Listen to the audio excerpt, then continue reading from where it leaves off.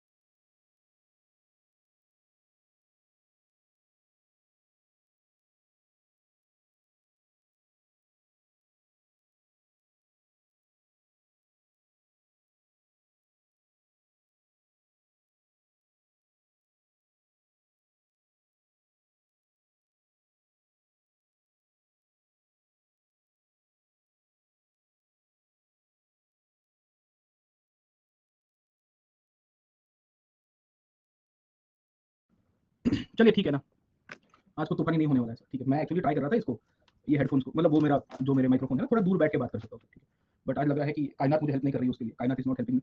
सो मुझे थोड़ी लैपटॉप के नजदीक ही बोलना पड़ेगा सर, है ना। चलिए कोई बात नहीं, है ना। चलिए सभी को गुड मॉर्निंग सर। 7 बजे वाला टाइम बहुत बढ़िया और मजा आ रही सर, है ना। 7 बजे वाली सर अच्छी फीलिंग आ रही है, मेरे को भी अच्छी फीलिंग आ रही है sir. 7 o'clock is a good time I guess. Okay, चलिए ट्राई करेंगे भविष्य में 7 बजे का टाइमिंग थोड़ा कर दे सर। देखते हैं अभी 8 8 ऐसे 8 तो आइडियल रहता है। ये तो क्या ट्रैवलिंग कर रहा हो तो और कोई झंझट मारी है नहीं सर, है ना।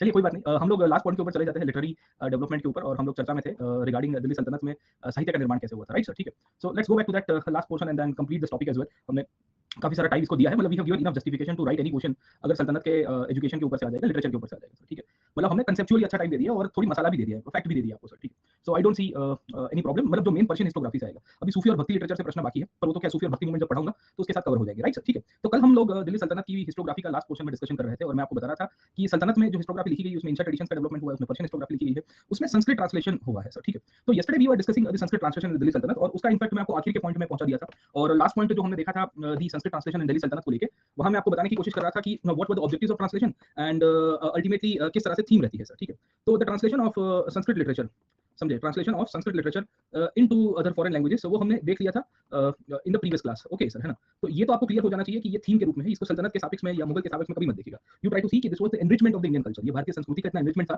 कि लोग आते थे, यहाँ का साहित्य को ट्रांसलेट करते थे और लेके जाते थे सर। ठीक है, समझे, वरना तो क्यों करेगा, why would someone do this, है ना। They will do this because they felt that the Indian literature is beyond I can say there imagination, है ना। उनकी इमेजिनेशन के बाहर है, इसके लिए उन्होंने ट्रांसलेट करवाया सर, राइट सर। ठीक है, तो ये पॉइंट आपको क्लियर हो जाना चाहिए कि ये किस तरह से हुआ, कैसे हुआ सर, उसके पीछे के ऑब्जेक्टिव्स कहाँ-कहाँ पे थे और मेनली हमने देखा था the theme of pointing sir. ठीक है, तो कल हमने देखा था कि दिल्ली सल्तनत में स्टेटस क्या था संस्कृत लिटरेचर का सर। ठीक है, so what was the status of Sanskrit in Delhi sultanate, वो हमने आपको कल के क्लास के अंदर पढ़ाया था। और हमने आपको बताया था कि नो डाउट स्टेट लैंग्वेज जो थी वो तो पर्शियन हो गई थी, बट संस्कृत लिटरेचर बनता रहता है सर। ठीक है, so Persian became the state language in the Delhi sultanate, वो हमने कल के क्लास के अंदर बताया। But we do come to know that the Sanskrit kept on getting developed sir, है ना। प्रॉब्लम ये हुआ कि इसकी क्वांटिटी बहुत बढ़ जाती है, बट इसकी क्वालिटी जो थी उसमें आपको डिक्लाइन दिखेगा। क्वालिटी में मतलब ये है कि जो क्रिएटिविटी का एस्पेक्ट है वो आपको नहीं मिलता है सर। ठीक है, दूसरी इसके अंदर आपको यूलोजिस्ट बहुत दिखती है। यूलोजिस्ट का मतलब ये है कि राजा के इतिहास में, राजा के कल्चर के बारे में लिखा गया है, राजा के गुणगान ज्यादा गाए हैं सर। ठीक है, तीसरा ग्रामेटिकल डेवलपमेंट के अंदर जो नई स्टाइल होनी चाहिए वो नहीं मिल रही थी सर, है ना। तो बहुत सारी चीजें थी जो संस्कृत साहित्य को लेके, जिसके एनरिचमेंट को लेके बातें हो रही है, क्लासिकल लैंग्वेज वाला जो टाइम है वो वाला वो मैंने आपको कल बता रहा था सर। ठीक है, वो नहीं मिलता है, तो जो है सर बेसिकली वो कमेंट्रीज के रूप में आपको दिखता है। You will find the commentaries as well sir. ठीक है, एंड इसके बेसिस के ऊपर से ही काफी ऑथर्स ने इसके ऊपर लिखा है कि क्या हुआ है। क्वांटिटी क्यों बढ़ती है, क्योंकि इस पीरियड के समय पे पेपर का डेवलपमेंट हुआ था,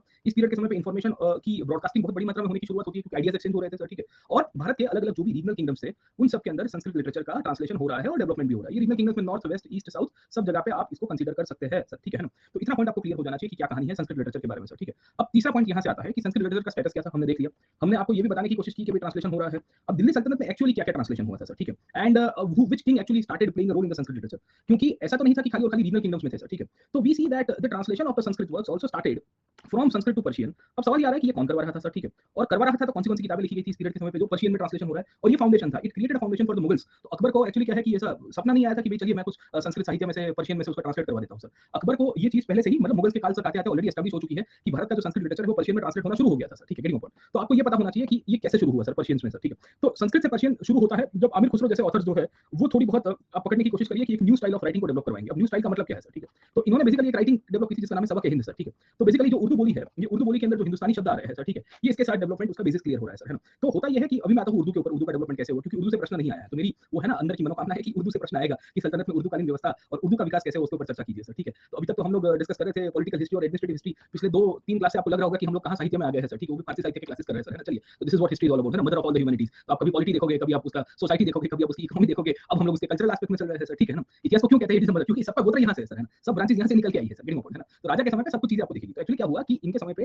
कल्चरल डेवलपमेंट बहुत हो रहा है और इन्होंने बेसिकली कल्चरली थोड़ी बहुत कंट्रीब्यूशन की है in the linguistic style sir, है ना। तो इस पीरियड तक आते-आते by the time of Khusro basically there emerge the thought, एक थॉट आया ये दिल्ली के सुल्तान को कि यार चलो भाई ये संस्कृत लिटरेचर इनके पास इतना सारा है भारत के स्थानिक लोगों के पास, तो उसको बेसिकली हम लोग कुछ कर सकते हैं सर, गेटिंग पॉइंट, है ना। तो one of the earliest books at that time जो बेसिकली ट्रांसलेट होने की शुरुआत हो जाएगी सर, ठीक है, उसका बेसिकली आप समझने की कोशिश करिए, उसका नाम था तीतुनामा सर, ठीक है। अब तीतुनामा वाज अ बुक जो सबसे पहले पर्शियन में ट्रांसलेट की गई थी सर, ठीक है ना। सो यू विल फाइंड कि this was the first book जो संस्कृत लिटरेचर से ट्रांसलेट की गई है और इसके बेसिस के ऊपर से और भी किताबें आपको मिल जाएगी सर, ठीक है। ये तीतुनामा को बेसिकली अकबर और पैट्रोनाइज करेगा और फिर इसकी स्टोरीज के ऊपर से पेंटिंग बनाता है। तो अगर आपको पता होगा कि एक पोपट होता है, पोपट मतलब क्या कहते हैं अपना पैरट, पैरट सर, है ना, पैरट वाला एक पेंटिंग है सर, ठीक है। ये पैरट वाला जो पेंटिंग है वो तीतुनामा की पेंटिंग सीम से ही आया है सर, गेटिंग पॉइंट, है ना। तो आपको तो पहले तो ये दिखेगा कि जिसका ट्रांसलेशन हो रहा है संस्कृत की जो भी फोक स्टोरीज थी वो सब आपको सर, ठीक है। दूसरा आपको फिरोज शाह तुगलक का कंट्रीब्यूशन दिखेगा, you will find the contribution of Firoz Shah Tughlaq. अब फिरोज शाह तुगलक ऐसे तो बाइगट हुआ करता था, बट हमने आपको बताया था कि जब उसने नगरकोट के ऊपर अटैक किया, नगरकोट मतलब आज का कांगड़ा वाला रीजन सर, ठीक है, और वहां से बेसिकली एक लाइब्रेरी को उसने जलाने से पहले वहां से मैन्युस्क्रिप्ट्स को उठवा दिया सर, ठीक है। So basically instead of destroying and attacking and ultimately like burning down the library जो पहले के टाइम के ऊपर मंगोल्स किया करते थे, इसने थोड़ा उल्टा किया और उल्टा करने के बाद क्या कर रहा है ये भाषा सर, ठीक है। संस्कृत की जो किताब थी ये संस्कृत की किताब को बेसिकली पर्शियन में ट्रांसलेट करने की शुरुआत करेगा सर, ठीक है।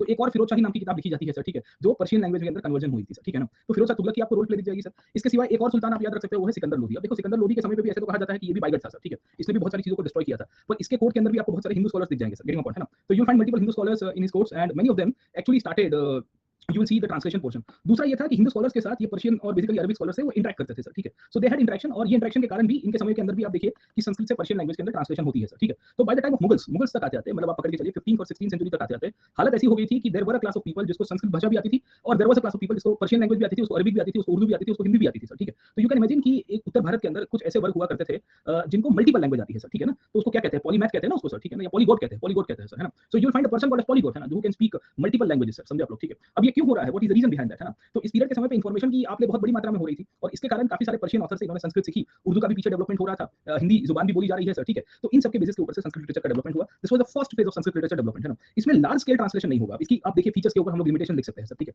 लिमिटेशंस में ये लिख सकते हैं कि there was no large scale translation. Large scale translation का मतलब है कि ऐसी कोई बड़ी मात्रा में ट्रांसलेशन नहीं हो रहे थे सर, ठीक है। दूसरा ये इंटरेस्ट बेस्ड ट्रांसलेशन हो रहे थे, मतलब राजा को इंटरेस्ट आया तो उसने कुछ चीजों का ट्रांसलेशन करवाया सर, ठीक है ना। कोई सिस्टमिक अप्रोच नहीं हुआ करता था सर, है ना, ये सिस्टमैटिक अप्रोच नहीं हुआ करता था सर, ठीक है। तो ये जो systematic approach was not there in the translation work और इसके कारण हम लोग कह सकते हैं कि जो संस्कृत लिटरेचर था वो लिमिटेड बेस्ड डेवलपमेंट था। लिमिटेड बेस्ड डेवलपमेंट मतलब जिनके 5 10 25 50 100 200 500 1000 किताबें हुई होगी, पर उससे बड़ी मात्रा में नहीं थी। वैसे इंडिया में बहुत सारी चीजें आपको मिल जाती है सर, ठीक है। अच्छी बात इसके अंदर से हम लोग ये लिख सकते हैं कि during this period when the translation was actually carried on sir, है ना। तो because there was a class of polyglot people, मैंने आपको बताया जो लिंग्विस्ट लोग उभर के आए थे, ये लिंग्विस्ट लोगों ने ट्रांसलेशन के अंदर ज्यादातर गलतियां नहीं की, क्योंकि अब ऐसा वर्ग नहीं है अलबिरूनी वाला जिसको संस्कृत आता ही नहीं था। यहाँ तो क्या है कि यहाँ पे रह रहे हैं, यहाँ पे पले बड़े हैं, तो इनको संस्कृत आ रहा था सर, है ना। तो बिकॉज़ तो इनके ट्रांसलेशन में फिर हमको कमियां कम दिखती है सर, ठीक है ना, गेटिंग अ पॉइंट ऑन। और फाइनली हम लोग इसका पॉजिटिव के अंदर कंसीडर कर सकते हैं वो ये होगा कि भाई all this things spread to Central Asia. इसका जो आइडिया है, आइडियाज जो है ये basically spreading of ideas to Central Asia and West Asia, और आइडिया ऑफ इंडिया इससे और स्ट्रांग होता है। स्ट्रांग होने का मतलब ये है कि लोगों को भारत के बारे में और जानकारी मिलेगी। इनफैक्ट बाबर जैसे लोगों को इन सब यहाँ से चीजें मिलती है सर, गेटिंग पॉइंट, है ना। तो इसके बेसिस आपको पता होने चाहिए कि क्या क्या चीजें हो रही है। अब देखिए संस्कृत से पर्शियन में आपको एग्जांपल 3-4 लोगों के देने पड़ेंगे सर। एक तो तीतुनामा का देना पड़ेगा, फिरोज शाह तुगलक का देना पड़ेगा, सिकंदर लोधी का देना पड़ेगा सर, ठीक है। बाकी सब जगह के ऊपर हमको ज्यादा प्रोमिनेंस नहीं मिले। ये तीन ही एग्जांपल मेहता साहब ने लिखे और मेहता साहब ने ही लिखा है और किसी ने लिखा भी नहीं है सर, ठीक है। तो मैं कल एक दो किताबें मतलब लेके आया था सर, ठीक है, मैं देख रहा था, मैंने बोला एक दो एग्जांपल और फैक्ट के रूप में मिल जाए, पर नहीं मिल रहा है सर, ठीक है। पर 3 एग्जांपल दे दोगे 10 मार्क के क्वेश्चन के अंदर तो आपको फैक्ट आपकी आ जाएगी, बाकी तो आपने कांसेप्ट और एनालिसिस ही लिखना है सर, ठीक है। अब प्रश्न ये इसका दूसरा आपको पॉइंट आएगा कि भाई संस्कृत से पर्शियन तो हो रहा था सर, ठीक है, पर पर्शियन से संस्कृत नहीं हो रहा था सर, ठीक है ना, समझे नहीं समझे कि यहाँ से अप्रोच जा रहा है पर यहाँ से गाड़ी नहीं आ रही है सर, ठीक है। तो वन वे ट्रैफिक जैसा था सर, ठीक है। तो हम लोग एक और क्रिटिसिज्म यहाँ पे लिमिटेशन लिख सकते हैं कि similar to one way traffic, है ना। तो वन वे आप देखिए कि आप यहाँ से जा रहे हो, आपने मेन रोड से ऐसा राइट टर्न मारा, आपको पता नहीं है ये वन वे है, और वो पुलिस वाला होता है ना यहाँ पे खोपचे में खड़ा रहता है झाड़ के पीछे सर, ठीक है ना। एंड सडनली जैसे आपने गाड़ी टर्न मारी, बोला चल साइड में ले ले सर, ठीक है, आपको पता आई ला सर, है ना, धोखा हो गया मेरे साथ सर, समझे। तो दिस हैपेंस ना सर, है ना। तो ये वन वे ट्रैफिक वाली कंडीशन, यू नो दिस, है ना। वन वे में ना वो अंदर खड़े रहते हैं, वो बाहर नहीं खड़े रहते सर, ठीक है। आजकल तो क्या तो कैमरा वैमरा आ गया है तो दिक्कत नहीं है। और भाई स्टिल रिमेंबर सर, ठीक है, अहमदाबाद में जो ओल्ड सिटी है ना, ओल्ड सिटी, वो ओल्ड सिटी मतलब बहुत सकड़ी गलियां है सर, है ना। वो वहाँ उसमें आधा ओल्ड सिटी वन वे के हिसाब से चलता है सर, ठीक है, क्योंकि बहुत सकड़ी सकड़ी गली, उसको पोल कहते हैं हम लोग यहाँ पे सर, ठीक है, लेन से ना छोटी छोटी गलियां। तो आधा ओल्ड सिटी मतलब वन वे में, एक इस साइड में, इस साइड में एक गली इस साइड जाएगी, गली इस साइड जाएगी सर, ठीक है। तो जब आप फर्स्ट टाइम ट्रैवल करो तो आई हैड टू व्हीलर, है ना, मैं यूं करके काट रहा हूं सर, आगे जाके एक जगह पे राइट टर्न मारा, 50 का चालान हुआ सर, ठीक है। तो जब छोटा चालान होता था 50 रुपए में निपट जाता था सर, ठीक है। फिर आगे जाके एक और टर्न मारा, फिर से रोका, मैंने कहा कि चाचा यार मतलब जान ले लोगे बच्चों की सर, ठीक है, कॉलेज में पढ़ता था तब। तो बोले क्यों, मैंने बोला देखो पीछे में भर के आए हो, बोले पीछे भर गए तो भी आपको समझ में नहीं आता, बंद में घुस गए हो, ठीक है। मैंने बोला सर कहीं पे बोर्ड नहीं दिखता है। तो इतना सा कहीं पे बोर्ड था कोने के अंदर। मैंने बोला सर कैसे दिखेगा हमको सर, ठीक है, I do not stay in this old part of the city है ना, मैं वेस्ट अहमदाबाद में रहता हूँ, तो आना खाने की दिक्कत की, फिर वही अपना कॉलेज वाला है ना कि फटी जेब लेके आया है सर, ठीक है ना, तो फिर बोले हाँ जाओ वापस जाओ, वापस पूरा चलो let me come back to this point. Okay, तो ये वन वे ट्रैफिक की कहानी आपको मिलेगी। वन वे ट्रैफिक की कहानी का मतलब क्या है सर कि हाँ वो है, वो चालान वाले कंसेप्ट में वो भी है सर, ठीक है, पर वो हेलमेट के लिए वैलिड होता है सर, सब जगह पे वैलिड नहीं है सर, है ना। हेलमेट में वैलिड होता है कि एक बार चालान कटवा दिया हेलमेट का सर, है ना, फिर आप देखो घूमते रहोगे सर, हाँ, लोग करते हैं, पर आपकी सेफ्टी जरूरी है ना सर। आप हेलमेट चालान के डर से पहनते हो या सेफ्टी के डर से पहनते हो सर, तो वो आप डिसाइड करिए सर, हमारे यहाँ पे कुछ अलग ही सिस्टम चलती है सर। अब देखिए संस्कृत से पर्शियन में होगा सर, ठीक है, पर पर्शियन से संस्कृत में नहीं होगा सर, हाँ संस्कृत से पर्शियन में होगा, संस्कृत से पर्शियन में होगा, पर पर्शियन से संस्कृत में नहीं होगा सर, ठीक है। अब ऐसा क्यों हुआ sir, what was the reason behind that sir, है ना। तो हमारे ऑथर्स का कुछ अलग ही फंडा था सर, है ना। अब मिडिवल इंडिया में हमारे ऑथर्स किसमें बैठे हुआ करते थे, ये सब कोर्ट ऑथर्स हुआ करते थे, और कोर्ट ऑथर्स को बेसिकली इंटरेस्ट किसमें था, what they had interest into, मैंने आपको बताया अपने राजा के इतिहास लिखने में, अपनी प्रजा के बारे में बेसिकली ज्यादा लिखते नहीं थे सर, ठीक है, कविता के कमेंट्रीज लिख रहे हैं सर, गेटिंग पॉइंट है। तो प्रॉब्लम ये हो रहा था कि इंडियन ऑथर्स एक तो कोर्ट में बैठे हुए हैं, दूसरी इंडिया की जो यूनिवर्सिटी सिस्टम है वो तो ये दिल्ली सल्तनत ने डिफंक्ट कर दी थी, डिफंक्ट, तो कैसे ट्रांसलेशन होगा, how it will be translated into sir, ठीक है। भारत की आप देखिए नालंदा से लेके तक्षशिला तो कब की टूटी है, पर ये जो 5 महाविहार जो हुआ करते थे वो सल्तनत के समय पे टूटे सर। मिथिला जैसा प्रदेश उभर के आया, मिथिला में यूनिवर्सिटी भी बनी दिल्ली सल्तनत के समकालीन पीरियड में, but it was the glory and the charm. तो इंडिया की यूनिवर्सिटी सिस्टम डिफंक्ट है ना। तो मैं मेहता साहब को पढ़ रहा था सर, तो मेहता साहब ने कोटेशन लिखा है सर कि Indian authors remain insular and this is one of the reason की translation could not to. Sir translation तब होता है जब इंस्टीट्यूशंस होते हैं सर, ट्रांसलेशन तब होता है जब आपके पास एक लेगेसी होती है, ट्रांसलेशन तब होता है जब आपके पास एक सिस्टमैटिक अप्रोच होता है जो कंटिन्यू जनरेशन बाय जनरेशन से चले sir. With the advent of the Delhi sultanate and the onslaught of the Bakhtiyar Khilji in the eastern part of the country, all the institutions were decimated and they were completely ruined down sir. So when it was ruined down, who will do the translation sir? There was no one who was left out sir. और जो बचे खुचे थे वो निकल गए थे sir, बोले भागो यहाँ से सर। तो सिचुएशन ऐसी हुई कि लोग क्रिटिसाइज करते हैं, इसमें खास करके अलीगढ़ स्कूल ऑफ थॉट के हिस्टोरियंस हैं, वो लिखते हैं कि देखो फारसी में से संस्कृत का अनुवादन किया, ये भारत के लोग नहीं कर पाए, कैसे करेंगे सर, ठीक है, समझे नहीं समझे, how did you do this. तो व्हेन दे राइट डाउन है ना, मैं पढ़ रहा था एक आध ऑथर को बीच में महीने डेढ़ महीने पहले, मैंने बोला सर ठीक है आप अपनी लाइन को मैं काउंटर कर दूंगा सर एक लाइन के अंदर ही सर, ठीक है। तो आप ये चीज लिखिएगा सर, है ना, कि व्हाट लिमिटेशन वाज देयर, ये नहीं है किताब में, but this is what UPSC wants, है ना, क्योंकि आजकल आ गया है रीडिंग बिटवीन द लाइंस, किताब के बाहर से आपका पूरा अंडरस्टैंडिंग क्या हुआ है कि क्यों ये नहीं हुआ सर, है ना। ये वाई वाला कांसेप्ट आप समझ जाओगे ना तो ऑप्शनल को अच्छी तरह से समझ पाओगे सर, समझे आप लोग, ठीक है। तो यूनिटी सिस्टम हमारा डिफंक्ट है, जो ऑथर्स बैठे हुए वो कोर्ट ऑथर्स है, उनका इंटरेस्ट ऑफ राइटिंग जो है कुछ और बैठा हुआ है सर, ठीक है। तीसरी पॉइंट ये है कि पर्शियन को स्टेट लैंग्वेज बना दिया सर सल्तान्स ने सर, पर्शियन को स्टेट लैंग्वेज बना के इसको एलीट लैंग्वेज के रूप में कंसीडर किया गया है सर।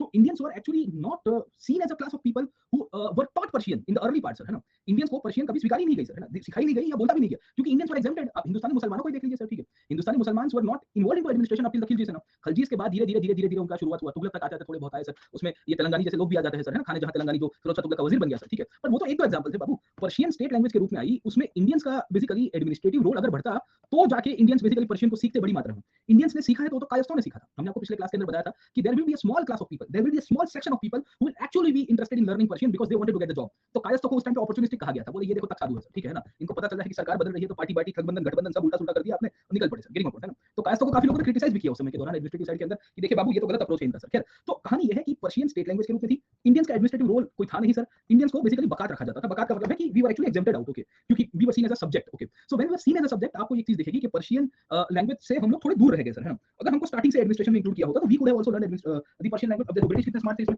ब्रिटिश कितने स्मार्ट थे, इनको पता था कि लंदन से 15 20 50 लाख लोगों तो लेके नहीं आ पाएंगे सर, ठीक है। तो बोले इंडियंस को ही इंग्लिश सिखाओ, पर ऐसा इंग्लिश सिखाओ कि वो बोल पाए कि I can walk English, I can talk English, I can speak English, I can drink English, because English is a very funny language sir, ठीक है ना, समझे। तो ये जो पूरी कहानी है यहां से तो चलती है सर, ठीक है। मैं सुबह सुबह ना ये चाय पी रहा था, ये ठीक है ना, इंग्लिश टी है सर, इंग्लिश टी, ये सच है सर।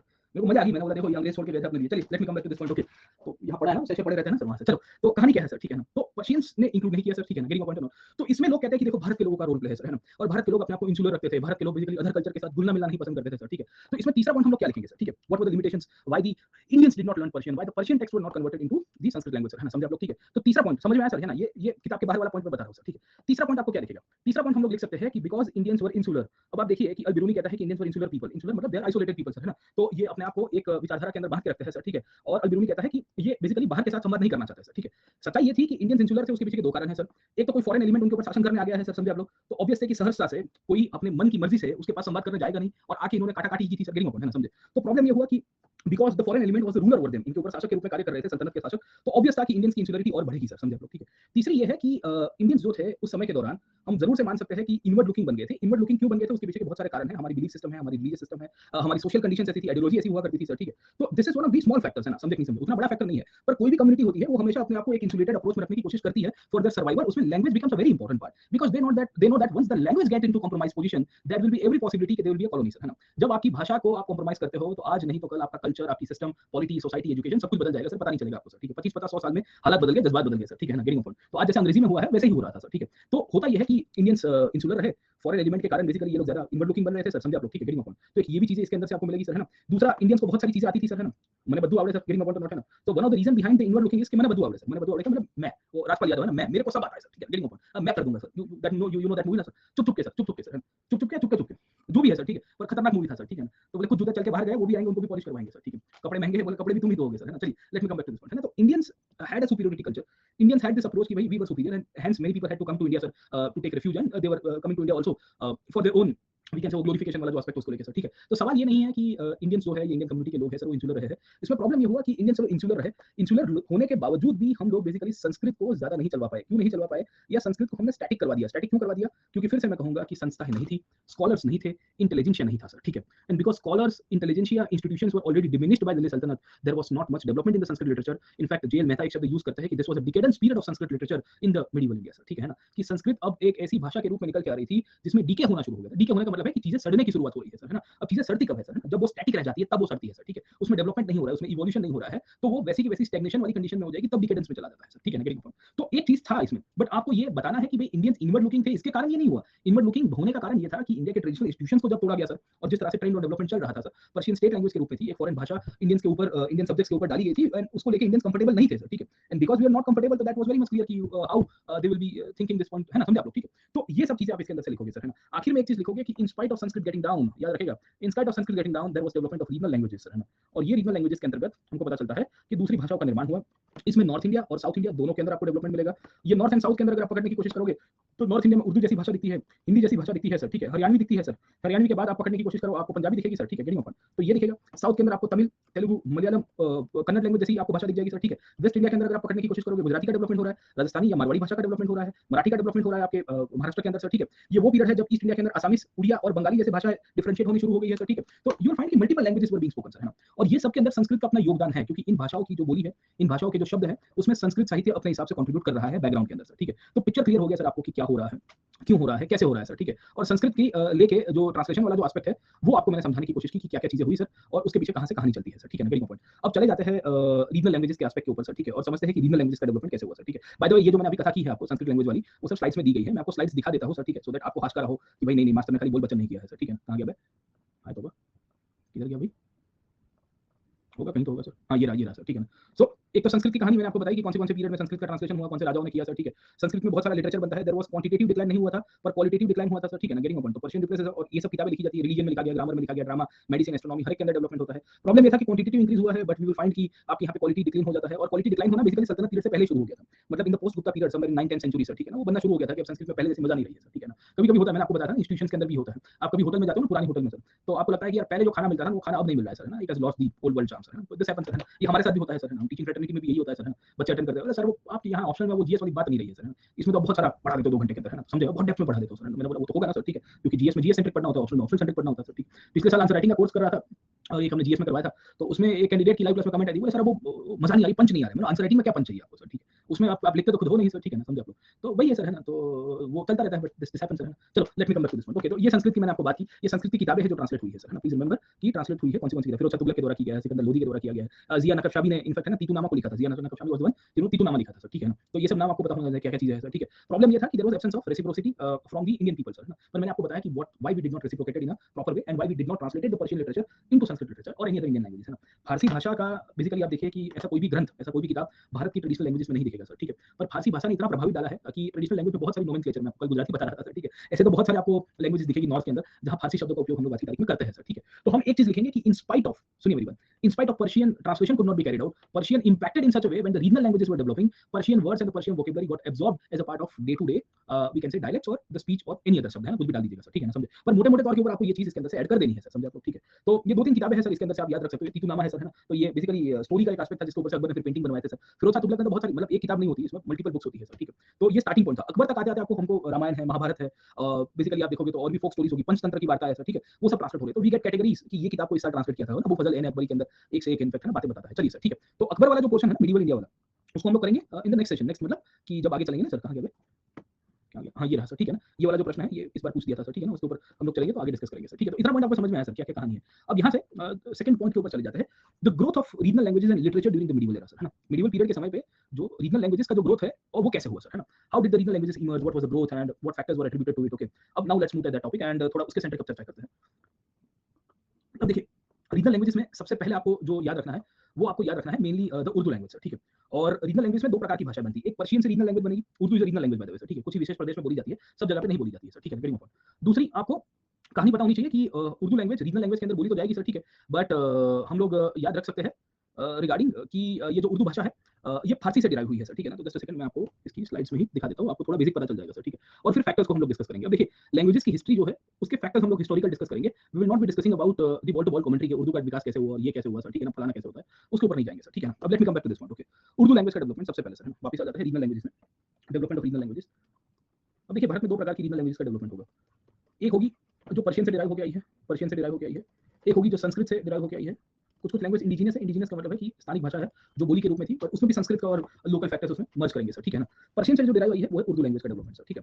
अब उर्दू क्या है सर, और उर्दू की बेसिकली डेवलपमेंट कैसे हुई, उसके पीछे कौन से फैक्टर्स रिस्पांसिबल है। अब आपको है ना यहाँ से प्रश्न यही आता है कि what factors were responsible behind the emergence of regional languages, okay. अब उर्दू के लिए जो फैक्टर होंगे वो बाकी सबके लिए लागू नहीं पड़ेंगे। उर्दू एक अलग से बोली के रूप में डेवलपमेंट हुई और बाकी सारी जो भाषा है जैसे गुजराती हो गई है या आप पकड़ के चले मराठी हो गई है, बंगाली हो गई है, वो सब बेसिकली एक अलग फैक्टर के कारण डेवलप हो रही है सर, ठीक है। उसमें पॉलिटिकल फैक्टर और बहुत सारे आ जाएंगे, तो उर्दू को हम लोग अलग से कर देते हैं पहले, जो पर्शियन से डिराइव होकर आई है।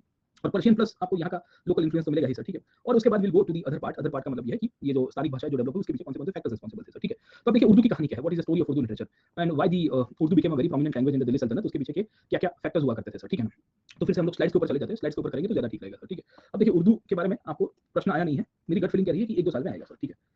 तो 10 मार्कर का ही आएगा। देखिए यहाँ से आपको आइडिया रहना चाहिए कि 10 मार्क्स से ज्यादा नहीं पूछेगा सर, क्योंकि हम लोग भाषा का पेपर नहीं देख रहे हैं, हम लोग इतिहास का पेपर देख रहे हैं। और इतिहास का पेपर देख रहे हैं तो आपको मेन पॉइंट पता होना चाहिए कि भाई इससे ज्यादा प्रोमिनेंस के ऊपर आपको नहीं पूछता है सर, ठीक है। अगर ये लैंग्वेज का पेपर होता है, उर्दू लिटरेचर ऑप्शनल लेते हैं लोग सर, हर साल उर्दू लिटरेचर से लोग पास भी करते हैं सर। वहाँ जामिया में उसकी पूरी वो देते हैं, तैयारी भी करवाते हैं sir. Jamia I guess Jamia is there, फिर there is one more Aligarh में भी करवाते हैं, अलीगढ़ में, क्योंकि वहाँ से उर्दू सबसे ज्यादा बोली के रूप में चलती है सर, ठीक है। तो यूपीएससी में मेनी कैंडिडेट्स उर्दू लिटरेचर के थ्रू पास करते हैं सर। आपको आता है उर्दू मतलब पर्शियन लिपि में लिखना, तो you can also take Urdu literature as well, है ना। एंड कंपैरेटिवली स्कोरिंग भी है, but you should have good background, मतलब आपका पीछे का बैकग्राउंड उर्दू मीडियम में या फारसी भाषा के ऊपर पकड़ होनी चाहिए, तो ही आप स्कोर कर पाओगे सर, है। किसने उर्दू में पास किया था, देयर सम टॉपर सर, है ना, जिनका टॉप 5 में था rank, and he had Urdu sir, है ना। I am not able to recall him, okay, मैं कल बताऊंगा सर, है ना। चलिए नहीं उनका नहीं था, he did not have Urdu, उनका उर्दू नहीं था सर, ठीक है। There some other topper, okay, थोड़े साल हो गए सर। इनका था शाह फैसल साहब का था, शाह फैसल साहब का, शाह फैसल साहब का, हाँ, उनका उर्दू लिटरेचर था। शाह फैसल 2009-10 के टॉपर थे ना सर, कश्मीर से। हाँ, ही हैड उर्दू लिटरेचर, यस। उस समय के दौरान से बहुत चल रहा था सर, ठीक है। नहीं, साफिन हैड गुजराती लिटरेचर, है ना, तो उनकी मदर टंग गुजराती है सर, उनका तो गुजराती लिटरेचर। चलिए वापस आ जाते हैं, let me come back to this point, okay. अब देखिए उर्दू की कहानी क्या है सर, है ना, एंड व्हाट इज द, उस टाइम पे 2 ऑप्शन हुआ करते थे, तो उनका एक उर्दू था as far as I remember, है ना। चलिए तो उर्दू की कहानी क्या है सर, है ना, उर्दू का डेवलपमेंट कैसे हुआ हम लोग देखेंगे सबसे पहले, how the origin took place sir, ठीक है। व्हाट फैक्टर्स वर रिस्पांसिबल, समझे कि नहीं समझे, इसमें रोल ऑफ आमिर खुसरो की कहानी क्या है सर, गेटिंग पॉइंट, है ना, समझे। और चौथा पॉइंट उर्दू के अंदर हम लोग याद रख सकते हैं कि ओवरऑल इसमें क्या डेवलपमेंटल ट्रेंड्स रहे हैं सर, ठीक है ना। इसके ट्रेंड्स के अंदर हम लोग से 4 पॉइंट्स के ऊपर देखेंगे सर, ठीक है ना, गेटिंग पॉइंट। अब देखिए इसके ओरिजिन को लेके 2-3 प्रकार की थियरी चलती है सर, ठीक है। एक थियरी ये चलती है ओरिजिन के ऊपर, let me come back to this point, origin theory of Urdu literature, कि ये जो भाषा है ये बेसिकली इंटरेक्शन के कारण बनी थी, और इंटरेक्शन के अंतर्गत मल्टीपल लैंग्वेजेस का इंटरेक्शन हुआ, उसके कारण उर्दू का डेवलपमेंट हुआ सर, ठीक है ना। तो एक थियरी ये चलती है कि इसका ओरिजिन जो था वो होना शुरू हुआ with advent of the Ghazni and the Ghori invasion sir, ठीक है। तो गजनी और घोरी ने जब भारत के ऊपर आक्रमण किया सर, ठीक है, तो उन्होंने भारत के नॉर्थ वेस्ट एरिया के अंदर बहुत सारा प्रभाव डाला, खास करके गजनी ने तो पंजाब को अपना प्रोविंस बना दिया था, राइट सर, ठीक है। तो Punjab and north west India was actually made part of the Ghaznavid empire at that time, and at that time a new language was actually implemented sir, है ना। तो उस टाइम पे पर्शियन और अरबिक भाषा दोनों का उपयोग किया जाता था in the administrative side, administrative मतलब रिलीजियस साइड में अरबिक थी और एडमिनिस्ट्रेशन में पर्शियन हुआ करती थी सर, ठीक है ना। तो ये पूरा का पूरा जो डेवलपमेंट है इसके कारण यहाँ पे सिंथेसिस होना शुरू हुआ विद द लोकल डायलेक्ट, है ना। लोकल डायलेक्ट का मतलब है कि यहाँ की जो स्थानिक भाषा हुआ करती थी, लोकल डायलेक्ट हुआ करती थी, उन दोनों का मिक्सचर होना शुरू हुआ सर, ठीक है। धीरे-धीरे घोरी के बाद ये लोग दिल्ली में शिफ्ट हो गए सर, राइट और रॉन्ग सर, ठीक है। तो because they entered into Delhi sir, है ना, तो दिल्ली के रीजन में जो आजू-बाजू की भाषाएं बोली जाती थी वो भी अब इसके साथ मर्ज हो रही है सर, गेटिंग पॉइंट, है ना, समझे नहीं समझे। तो होता ये है कि आप देखिए कि कुछ-कुछ रीजन में खड़ी बोली बोली जाती थी। खड़ी बोली अगर आप देखोगे तो हिंदी की एक डायलेक्ट है, उसकी बोली का प्रकार है जो आज भी नॉर्थ इंडिया में बोली जाती है सर, ठीक है ना, गेटिंग पॉइंट। कुछ-कुछ रीजन्स में आप देखोगे तो हरियाणवी बोली जाएगी सर, है ना, in some parts of north India Haryanvi आज की तारीख में भी बोलते हैं सर, ठीक है। तभी भी शुरुआत हुआ करती थी सर, गेटिंग पॉइंट, है ना। तो in this conditions we do see that the linguistic development started taking place, और ये जो डेवलपमेंट होना शुरू हो रहा है उसमें Indian languages plus Persian and Arabic languages उन दोनों का मिक्सचर हो रहा है सर, ठीक है ना, समझे नहीं समझे। तो ये जो मिक्सचर होना शुरू हुआ ना, ये मिक्सचर सबसे पहले आर्मी कैंप के अंदर यूज होना शुरू होता है सर, ठीक है। तो मिलिट्री की कैंटोनमेंट्स हुआ करते थे, आपको पता होगा सर, अलाउद्दीन खिलजी के समय पे, अलाउद्दीन खिलजी ने अलग-अलग जगह के ऊपर जहाँ-जहाँ सेना की छावनी भेजी थी सर, है ना। और अलाउद्दीन खिलजी के समय पे हमने देखा था कि आर्मी से लेके एडमिनिस्ट्रेशन के अंदर भी इंडियंस को इंक्लूड किया गया था सर। इंडियंस में जो हिंदुस्तानी मुसलमान थे उनको इंक्लूड किया गया था कि नहीं किया गया था सर, ठीक है। तो what do we see over here sir, ठीक है ना। तो होता यह है कि मिलिट्री कैंटोनमेंट्स जिसको लश्कर कहा गया है सर, है ना, ये लश्कर के अंदर आज की तारीख में भी हम लोग ये लश्कर शब्द यूज करते हैं सर, ठीक है, it's a Persian word only sir, ठीक है। तो यू विल फाइंड कि the Lashkar that was used eight that time for a tribe, एक ट्राइब के लिए यूज हो रहा है, वो कैंटोनमेंट के लिए यूज होना शुरू हुआ। ये लश्कर शब्द है, it was used for the central Asian community sir, है ना। वो सैनिकों के लिए यूज होना शुरू हुआ, और सैनिकों के द्वारा जो इंडियन सोल्जर्स थे सर, है ना, गेटिंग अपॉन, जो बेसिकली टर्किश ओरिजिन और पर्शियन ओरिजिन सोल्जर्स थे, उन सब के बीच में यहाँ पे इंटरेक्शन हो रहा है सर, गेटिंग अपॉन। क्योंकि जो हिंदुस्तानी सोल्जर्स थे वो यहाँ पे खड़ी बोली हरियाणवी और बाकी सारी पंजाबी तो थी नहीं उस टाइम पे, पर जो भी रीजनल भाषाएं थी उसका उपयोग कर रहे हैं सर, गेटिंग अपॉन, है ना। तो होता यह है कि खिचड़ी जबान बनने की शुरुआत होती है सर, ठीक है। ये खिचड़ी जबान है, इसी को ही उर्दू कहा गया है सर, क्योंकि उर्दू का मतलब भी क्या होता है छावनी, उर्दू का मतलब भी क्या होता है कैंटोनमेंट, उर्दू का मतलब भी क्या होता है सर, ठीक है ना, कि सेना की एक टुकड़ी के रूप में उसको आप कंसीडर कर सकते हो सर, गेटिंग अपॉन, समझे आप लोग। तो soldiers started speaking with in the cantonment, सैनिकों के द्वारा बेसिकली कैंटोनमेंट में बोलने की शुरुआत होती है, लेटर पीरियड के समय तक आ जाते हैं सर, ठीक है। And when the soldiers were speaking within the cantonment, ये जो भाषा है धीरे धीरे आप देखोगे आउटसाइड एरियाज में भी स्प्रेड होना शुरू हो गया सर। टेलिंग पॉइंट समझ नहीं समझे। अब ये आउटसाइड एरिया में क्यों स्प्रेड होना शुरू हो गया? क्योंकि कुछ सैनिक इंडियंस थे, कुछ सैनिक टर्किश ओरिजिन के थे, कुछ सैनिक आप देखोगे कि सेंट्रल एशियन ओरिजिन वाले होंगे सर, ठीक है। And they also wanted to communicate with the people, Bharat के लोगों के साथ उनको संवाद करना था सर, ठीक है। तो जो पर्शियन ओरिजिन के लोग थे वो भी यहाँ पे उर्दू बोल रहे हैं। जो इंडियंस थे इन्होंने अपनी बोली जुबान जो है वो पर्शियन के साथ मिक्स करना शुरू किया था, क्योंकि वो सीख रहे थे उस टाइम पे। हिंदुस्तानी मुसलमान जो थोड़ी बहुत मात्रा में डेवलपमेंट हो रहा है सर, ठीक है। तो Indian language system was very much different. Soldiers who wanted to control the outside area, they need a language to talk to people, sir. Getting a point है ना? And these soldiers who were not Indian people, ये कुछ सैनिक ऐसे थे जो भारतीय नहीं थे, but they actually compelled, they were compelled to learn this, है ना? कि भैया हमको संवाद करना है तो कैसे करेंगे सर, ठीक है? उनसे टैक्सेस लेने तो कैसे लेंगे सर? गेटिंग पॉइंट है ना? तो होता यह है कि धीरे इनके बीच में जो इंटरेक्शन बढ़ता है, ये इंटरेक्शन अल्टीमेटली एक ऐसी सिस्टम को, ये एक ऐसी बोली को जन्म देगा जिसे हम लोग कहते हैं ज़बान उर्दू सर, ठीक है ना? तो Urdu is nothing but we can say the mixture of the Persian and the North Indian dialects. ये नॉर्थ इंडियन डायलेक्ट्स को ही बेसिकली हिंदवी कहा गया है सर, ठीक है ना? Getting point. तो Urdu is a mixture of the local dialects. इसमें हिंदवी का बहुत बड़ा रोल पे है। ये हिंदवी से ही बेसिकली आपका डिराइव होता है हिंदी लैंग्वेज सर, ठीक है ना? Getting point. तो आप देखोगे तो प्राचीन तो नहीं, पर जब मॉडर्न इंडिया की शुरुआत हो रही थी और जब हम लोग नॉर्थ इंडिया के लीडर्स को देखते हैं इंडियन नेशनल मूवमेंट के अंदर, तो दे will be speaking a language called Hindustani language. North India के हमारे नेहरू जी हो गए, राजेंद्र प्रसाद हो गए, या बाकी सारे लोगों को देखोगे सर, ये हमेशा हिंदुस्तानी बोलेंगे सर, है ना? हिंदुस्तानी का मतलब क्या है कि इनकी जो भाषा है उसमें उर्दू और हिंदी दोनों का मिक्सचर होगा सर, ठीक है? गेटिंग पॉइंट है ना? तो उसमें काफी सारा डेवलपमेंट होने की शुरुआत हो जाती है सर, गेटिंग पॉइंट है ना? तो ये शुरू हुआ था छावनियों में सर, समझे आप लोग, ठीक है? It started in the cantonment system. ये कैंटोनमेंट के अंदर जो छोटी-मोटी भाषाओं का आपले हो रहा था सोल्जर्स के बीच में, वो बेसिकली आउटसाइड एरिया में स्प्रेड होना शुरू हुआ सर। इसी के बाद से ये दिल्ली के अंदर भी बहुत पॉपुलर होता है सर, है ना? और दिल्ली में पॉपुलर हुआ तो उसके लिए शब्द यूज हुआ कि दहलवी है सर, ठीक है? दहलवी का मतलब है कि दिल्ली में बोलने वाली जो भाषा सर, ठीक है? Getting point. तो ये दहलवी, उसको हिंदवी, उसको हिंदी, उर्दू अलग-अलग नाम से बोला गया। आमिर खुसरो ने इसके लिए शब्द यूज रखा ज़बान हिंदी सर, समझे आप लोग, ठीक है? या ज़बान उर्दू सर, नॉट ज़बान हिंदी बट ज़बान उर्दू शब्द का मेंशन करता है सर, ठीक है? इनिशियली ये बोली जाती थी सोल्जर्स के अंदर। उसके बाद जो आपके दिल्ली के बड़े-बड़े एलीट क्लास के लोग थे वो लोग बोलते थे सर, ठीक है? फिर भारत के मुसलमानों ने भी उसका उपयोग करना शुरू कर दिया, जो हिंदुस्तानी मुस्लिम्स हैं, न्यू मुस्लिम्स कहते हैं उनको सर, ठीक है? कि जो सोसाइटल लेवल के ऊपर अपनी आपको एक्लचराइज़ कर रहे हैं, they are trying to go into the higher hierarchy sir, है ना? समझे? कि उर्दू बोलेंगे क्योंकि हमारी खड़ी बोली बोलेंगे तो हमको एडमिनिस्ट्रेशन में नहीं देखा जाएगा सर। उर्दू बोलेंगे तो there might be a possibility sir, ठीक है? और खुसरो ने उस टाइम पे कपलेट लिखने शुरू किए थे। पेपर तो आपको बड़ी मात्रा में मिल ही रहा था। मैंने आपको बताया पेपर तो आपको पुड़िया बाँध के 4 किलो हलवा लेने जाओगे तो भी आपको कागज़ में पैक करके देता था सर, ठीक है? तो फिर उसके बाद उर्दू का विकास होगा कि नहीं होगा सर, ठीक है? फिर पीछे देखिए सर, है ना? फैक्टर्स में paper played a very important role. आप पता नहीं, ठीक है? बट मेरा मानना है कि यूपीएससी जिस तरह से ट्रेंड निकाल रहा है ना, आपको पूछेगा कि development of paper led to the literary revolution in the medieval era sir, ठीक है? समझे नहीं समझे? कि भाई कागज़ के द्वारा क्रांति आती है। कलम से क्रांति तो बाद में आई सर, ठीक है? पहले कागज़ ने क्रांति ला दी सर, ठीक है? और फिर आपको बताएगा कि कोट या इलस्ट्रेट गिविंग एग्जांपल सर, ठीक है? कि भाई आप उसको उदाहरण सहित बताइए, तो आपको ये कोट करना पड़ेगा कि भाई कागज़ से किन-किन प्रकार की क्रांति आ रही है। साहित्यों का कैसे डेवलपमेंट हुआ सर, है ना? और साहित्य में अलग-अलग प्रकार के लिटरेरी वर्क्स को पेपर का डेवलपमेंट ना होता तो इतना स्प्रेड नहीं होता। ये भाषा नहीं स्प्रेड होती सर, ठीक है ना? Getting point. तो बहुत सारी चीज़ें हैं जो कंटेम्परेरी इस पीरियड में डेवलप होनी शुरू हुई। तो आपको ये आइडिया रहना चाहिए कि आउटसाइड फिर दिल्ली के आजू-बाजू में नॉर्थ इंडिया के रीजन्स में बोलना शुरू हुआ। कहीं-कहीं पे उसके लिए शब्द यूज़ किया गया हिंदी, कहीं पे शब्द यूज़ किया गया दहलवी, दोनों एक ही है सर, ठीक है? गेटिंग पॉइंट, है ना? और इस तरह से हम लोग देख सकते हैं कि जो भाषा सैनिकों के द्वारा बोलने की शुरुआत की गई, सोल्जर्स के द्वारा बोलने की शुरुआत हुई, जो भाषा उसके बाद आप पकड़ने की कोशिश करोगे एलीट क्लास ऑफ नोबल्स के अंदर भी बनने की शुरुआत होती है, जो इमिग्रेंट्स के रूप में आए थे सर, ठीक है? उसके धीरे-धीरे भारत के जो न्यू मुस्लिम्स थे, न्यू मुस्लिम्स का मतलब है कि जो बेसिकली अभी इसी पीरियड के समय पे सल्तनत के फोल्ड में आने की शुरुआत हो रहे हैं, वो भी इसका उपयोग करने की शुरुआत करेंगे क्योंकि they wanted to imitate this people, है ना? कि they were the ruling classes, है ना? ये तो रूलिंग क्लासेस थे सर, है ना? न्यू मुस्लिम रूलिंग क्लासेस में आने की कोशिश कर रहे थे। अब रूलिंग क्लासेस में आना है, तो फिर आपको उनकी जैसी भाषा बोलनी पड़ेगी सर, ठीक है ना? तो अंग्रेजों के काल में हमारे लोगों ने क्या-क्या नहीं किया सर, है ना? तो हमारा नाम भी बदल देते थे सर, हमारा नाम-दाम सब कुछ बदल देते थे सर, ठीक है ना? इंडियन पीपल यूज्ड टू सी ना, यूज्ड टू फील दैट यार भाई यार हमको इंग्लिश नहीं आती है सर, है ना? इंग्लिश नहीं आएगी तो मजा नहीं आएगी सर, मजा नहीं आएगी तो फिर सिस्टम में नहीं रह पाएंगे सर, है ना? यू गॉट दिस ना सर, है ना? तो दिस हैपेंस एवरीवेयर सर, है ना? आप इसको ब्रिटिश सापेक्ष में देखोगे या सल्तनत के सापेक्ष में देखोगे, सब जगह के ऊपर आपको ये दिखेगा सर, ठीक है ना? और this has been the part of the we can say the social mobility. Social mobility का मतलब ये है कि आप जब सामाजिक रचना में इनफैक्ट ऊपर जाना चाहते हो तो you imitate the higher classes. आजकल इमिटेशन होता है कपड़े-वपड़ों के अंदर हो जाएगा, भाषा के अंदर तो होता ही है, पर कपड़ों में भी होना शुरू हो गया है सर, ठीक है ना? Getting point. तो शादी में मैंने आपको बताया ओरिजिनल सब्यसाची नहीं पहन सकते, तो कोई बात नहीं, चांदनी चौक में जाके सब्यसाची लेके आएंगे सर, ठीक है? पर पहनेंगे जरूर से क्योंकि सोशल हायरार्की में ऊपर जाएंगे ना सर, ठीक है? चलिए let me come back to this point, okay? Original तो कितना महंगा आता है सर, 5-10 रुपए लाख रुपए का थोड़ी कपड़ा पहनता है सर, ठीक है? मिडिल क्लास को थोड़ी अफोर्ड हो पाएगा। वो तो गिने-चुने एक्सक्लूसिव पीस होता है सर, ठीक है? मतलब जो कैपिटलिस्ट क्लास जो है उसके लिए अफोर्ड किया जा सकता है ना? पर एक्चुअली उसके कारण आप देखिए पूरी कितनी इकोसिस्टम चलती है सर, है ना? एक डिजाइनर कुछ बनाता है, उसके ऊपर से उसका जो कॉपी ब्रांड बनता है सर, है ना? तो यू फाइंड कि कितने लोगों को नौकरी, रोजगार कितना सारा मिल जाता है और कितने लोगों की ख्वाहिश, तमन्ना जो है वो पूरी हो जाती है कि देखो हमने भी तेनू लहंगा मैनू महंगा कर दिया सर, है ना? चलिए let me come back to this point, okay? चलो वापस आ जाते हैं क्या कहानी है सर, ठीक है? But you got the story of development of Urdu sir, है ना? तो उर्दू में आपको यही याद रखना है सर, है ना? कि फैक्टर्स रिस्पांसिबल, उसका ट्रेंड क्या था, थियरीज में क्या-क्या बोला गया है कि किस तरह से डेवलपमेंट हुआ।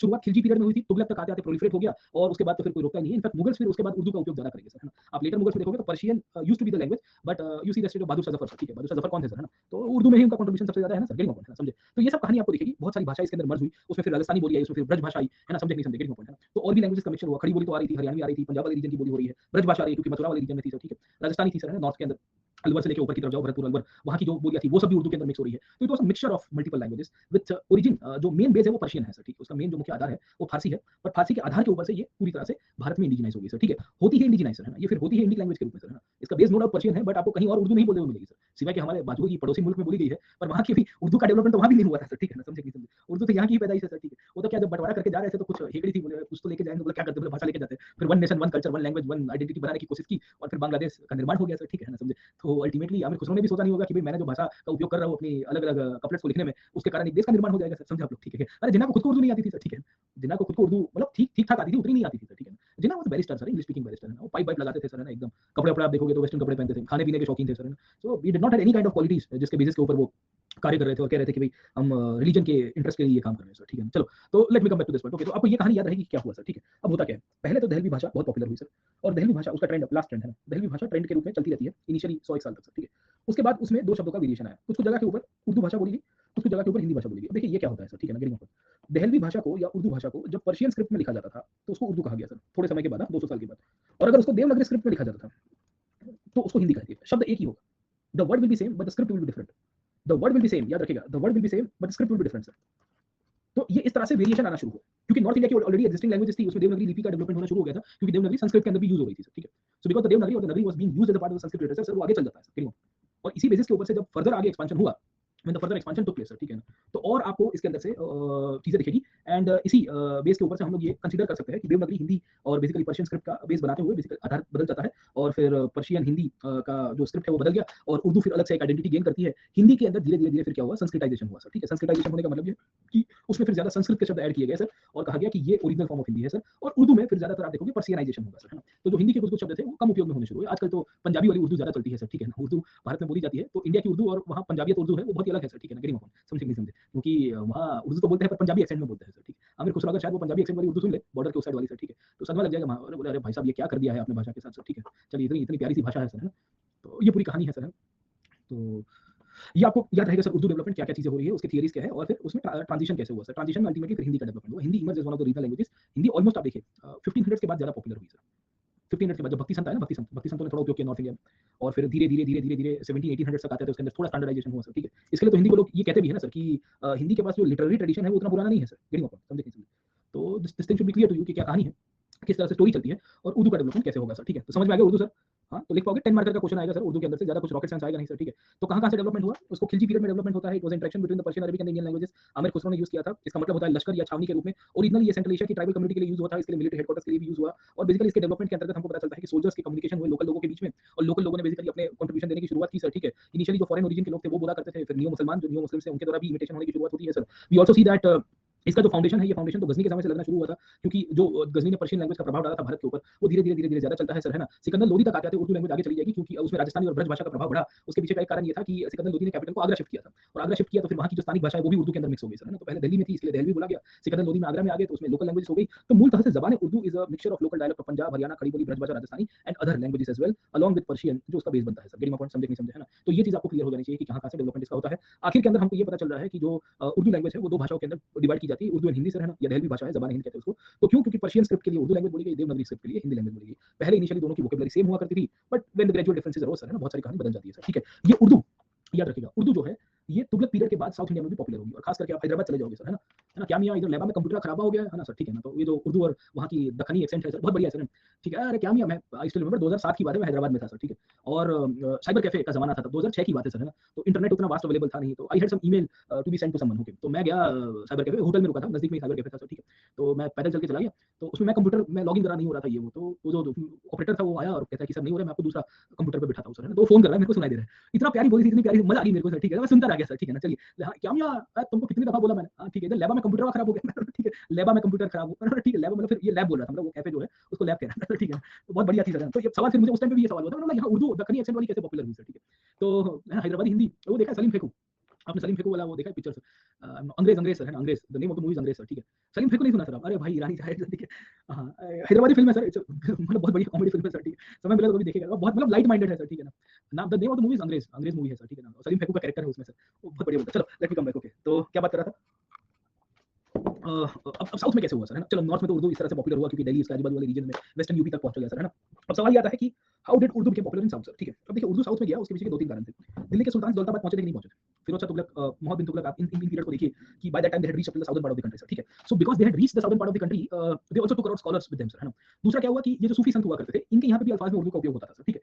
तो सूफियों के फॉलोअर्स है और वो तो वो भी उपयोग कर रहा है सर, ठीक है। तो जो बहमनी किंगडम बन के आया, हसन गंगू और फिर महमूद गवान जैसे लोग आपको दिखेंगे सर, ठीक है। उनके समय तक आते आते उर्दू यहाँ पे पॉपुलर हुई और बहमनी किंगडम से फिर दक्कनी सुल्तान्स बन के आया सर, है ना। तो 14th सेंचुरी में हम लोग पढ़ेंगे, चिंता मत करिए, बहमनी किंगडम के ऊपर से अलग से क्वेश्चंस आए हैं सर, ठीक है। 14th सेंचुरी में जब बहमनी किंगडम बन के आया तो वहाँ पे भी उर्दू पहुंच गई सर। और वहाँ से 16th सेंचुरी के बाद प्रिसाइसली 1518 1520 के बाद जो रीजनल किंगडम्स दक्कनी सुल्तान्स के रूप में, उसमें बीजापुर है, गोलकोंडा है, अहमदनगर है, फिर इन सब रीजन में भी आपको उर्दू का उपयोग दिखेगा। उसमें खासियत क्या है सर, है ना।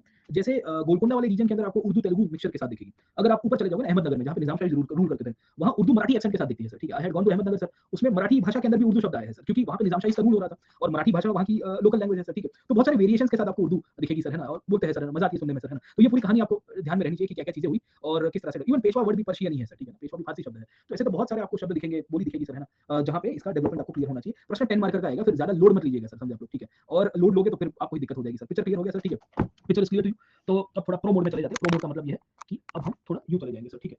और थोड़ा खड़े खड़े पढ़ेंगे क्योंकि बैठे बैठे, है ना, थोड़ा प्रॉब्लम आ जाता है सर, है ना। एक हाथ से ज्यादा बैठ नहीं सकते सर, तो कहीं पे रखना पड़ेगा सर, है ना। कहाँ पे रखेंगे सर सिस्टम को। अब ये ठीक है ना, this is fine enough. Okay चलिए, तो क्या बता रहा था मैं आपको, टॉकिंग अबाउट उर्दू। और इसको थोड़ा यहाँ पे ये डायस बन जाएगा मेरा कुर्सी से, है ना। हाँ ये बढ़िया हो गया sir, this is fine enough. अब देखिए उर्दू के बाद अब चले जाते हैं रीजनल लैंग्वेजेस के ऊपर सर, है ना। Let's go to regional languages. तो वो पुरानी जैसी फीलिंग नहीं आ रही है, बट ठीक है, मैनेज कर लेंगे, है ना, सह लेंगे थोड़ा सा, क्योंकि आज ना पूरा दिन बैठना है sir. Today I am suppose to sit whole day sir, इसके लिए आई फील दैट कि मैं जितना खड़े खड़े अपने बॉडी को कस, और कल भी बैठा ही रहा सर, ट्रैवलिंग किया, ये किया वो किया सर। तो कल रात को मैं चक्कर लगा के आया सर, है ना। और फिर चक्कर लगाने के चक्कर में ये प्रॉब्लम हुआ कि मैं 3-4 किलोमीटर आगे चला गया सर, फोन पे बात करते करते। देन आई रियलाइज, मैंने बोला मैं कौन हूँ, मैं कहाँ हूँ, है ना। फिर मैंने कहा भारी हो गया सर, ठीक है। फिर then I took auto back, मैंने ऑटो लिया, मैंने बोला ठीक है ये तो लोचा हो गया, है ना, समझे। अब बातें कर रहे हो, हाँ बोले क्या चल रहा है क्या नहीं चल रहा है। और मैं कल फोन बुक निकाला था सर, फोन बुक समझ में आता है, हेडफोन लगाए थे, मैं चल रहा बोला सर, चक्कर लगा के आते सर, ये क्लॉस्ट्रोफोबिक हो जाता है सर, रूम के एटमॉस्फेयर में बैठे रहो पूरा दिन। तो मैं चलता गया सर, ठीक है। 4 किलोमीटर आगे चला गया। तो टारगेट ये था कि 1 किलोमीटर यूं जाऊंगा, टू एंड फ्रो मार के फिर वापस आ जाऊंगा सर। तो यूं करके सर, तो धोखा हो गया मेरे साथ, है ना। फिर ऑटो लेके वापस आ गया। चलो let me come back, okay. चलता है सर, फोन बुक मतलब वही पुराने लोगों को कॉल कर रहा था, मैंने बोला चलो वेले बैठे आज तो कुछ काम हो जाता है। चलिए वापस चलते हैं हम लोग रीजनल लैंग्वेजेस के ऊपर और डिस्कस करते हैं रीजनल लैंग्वेज का डेवलपमेंट में और क्या होता है सर, ठीक है। अब देखिए एक चेयर टेबल के ऊपर लिख लीजिए, फिर सही फिटिंग हो सकती है। और चेयर एक ही है बाबू यहाँ पे सर, ठीक है, दूसरी चेयर नहीं है मेरे पास, चेयर एक ही है मेरे पास, I have got only one chair, okay.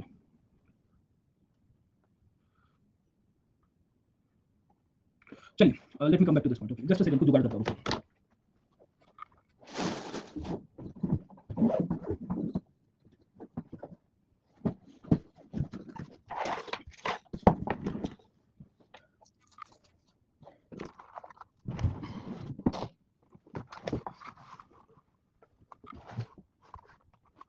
अब ठीक हो गया सर, है ना, अब ठीक हो गया सर। नहीं नहीं, मेरे को, मैंने क्या कर दिया, मेरे को जुगाड़ करवा दिया सबसे, बहुत बढ़िया वाला जुगाड़ किया। आप सोच नहीं सकते वैसा वाला जुगाड़ किया सर। इंजीनियर है ना अपन सर। अब ठीक है सर, है ना, अब खड़े खड़े पढ़ा पाएंगे सर। मैंने बैग ला दी मेरे पास, वो ट्रैवल बैग थे, ट्रैवल बैग के ऊपर लैपटॉप को चिपका दिया सर, टेबल बन गया। अब मेरे को स्टैंड भी मिल गया सर, और कुछ चीजें नहीं है, चले चलेगा सर, है ना। तो now this will be alright, okay.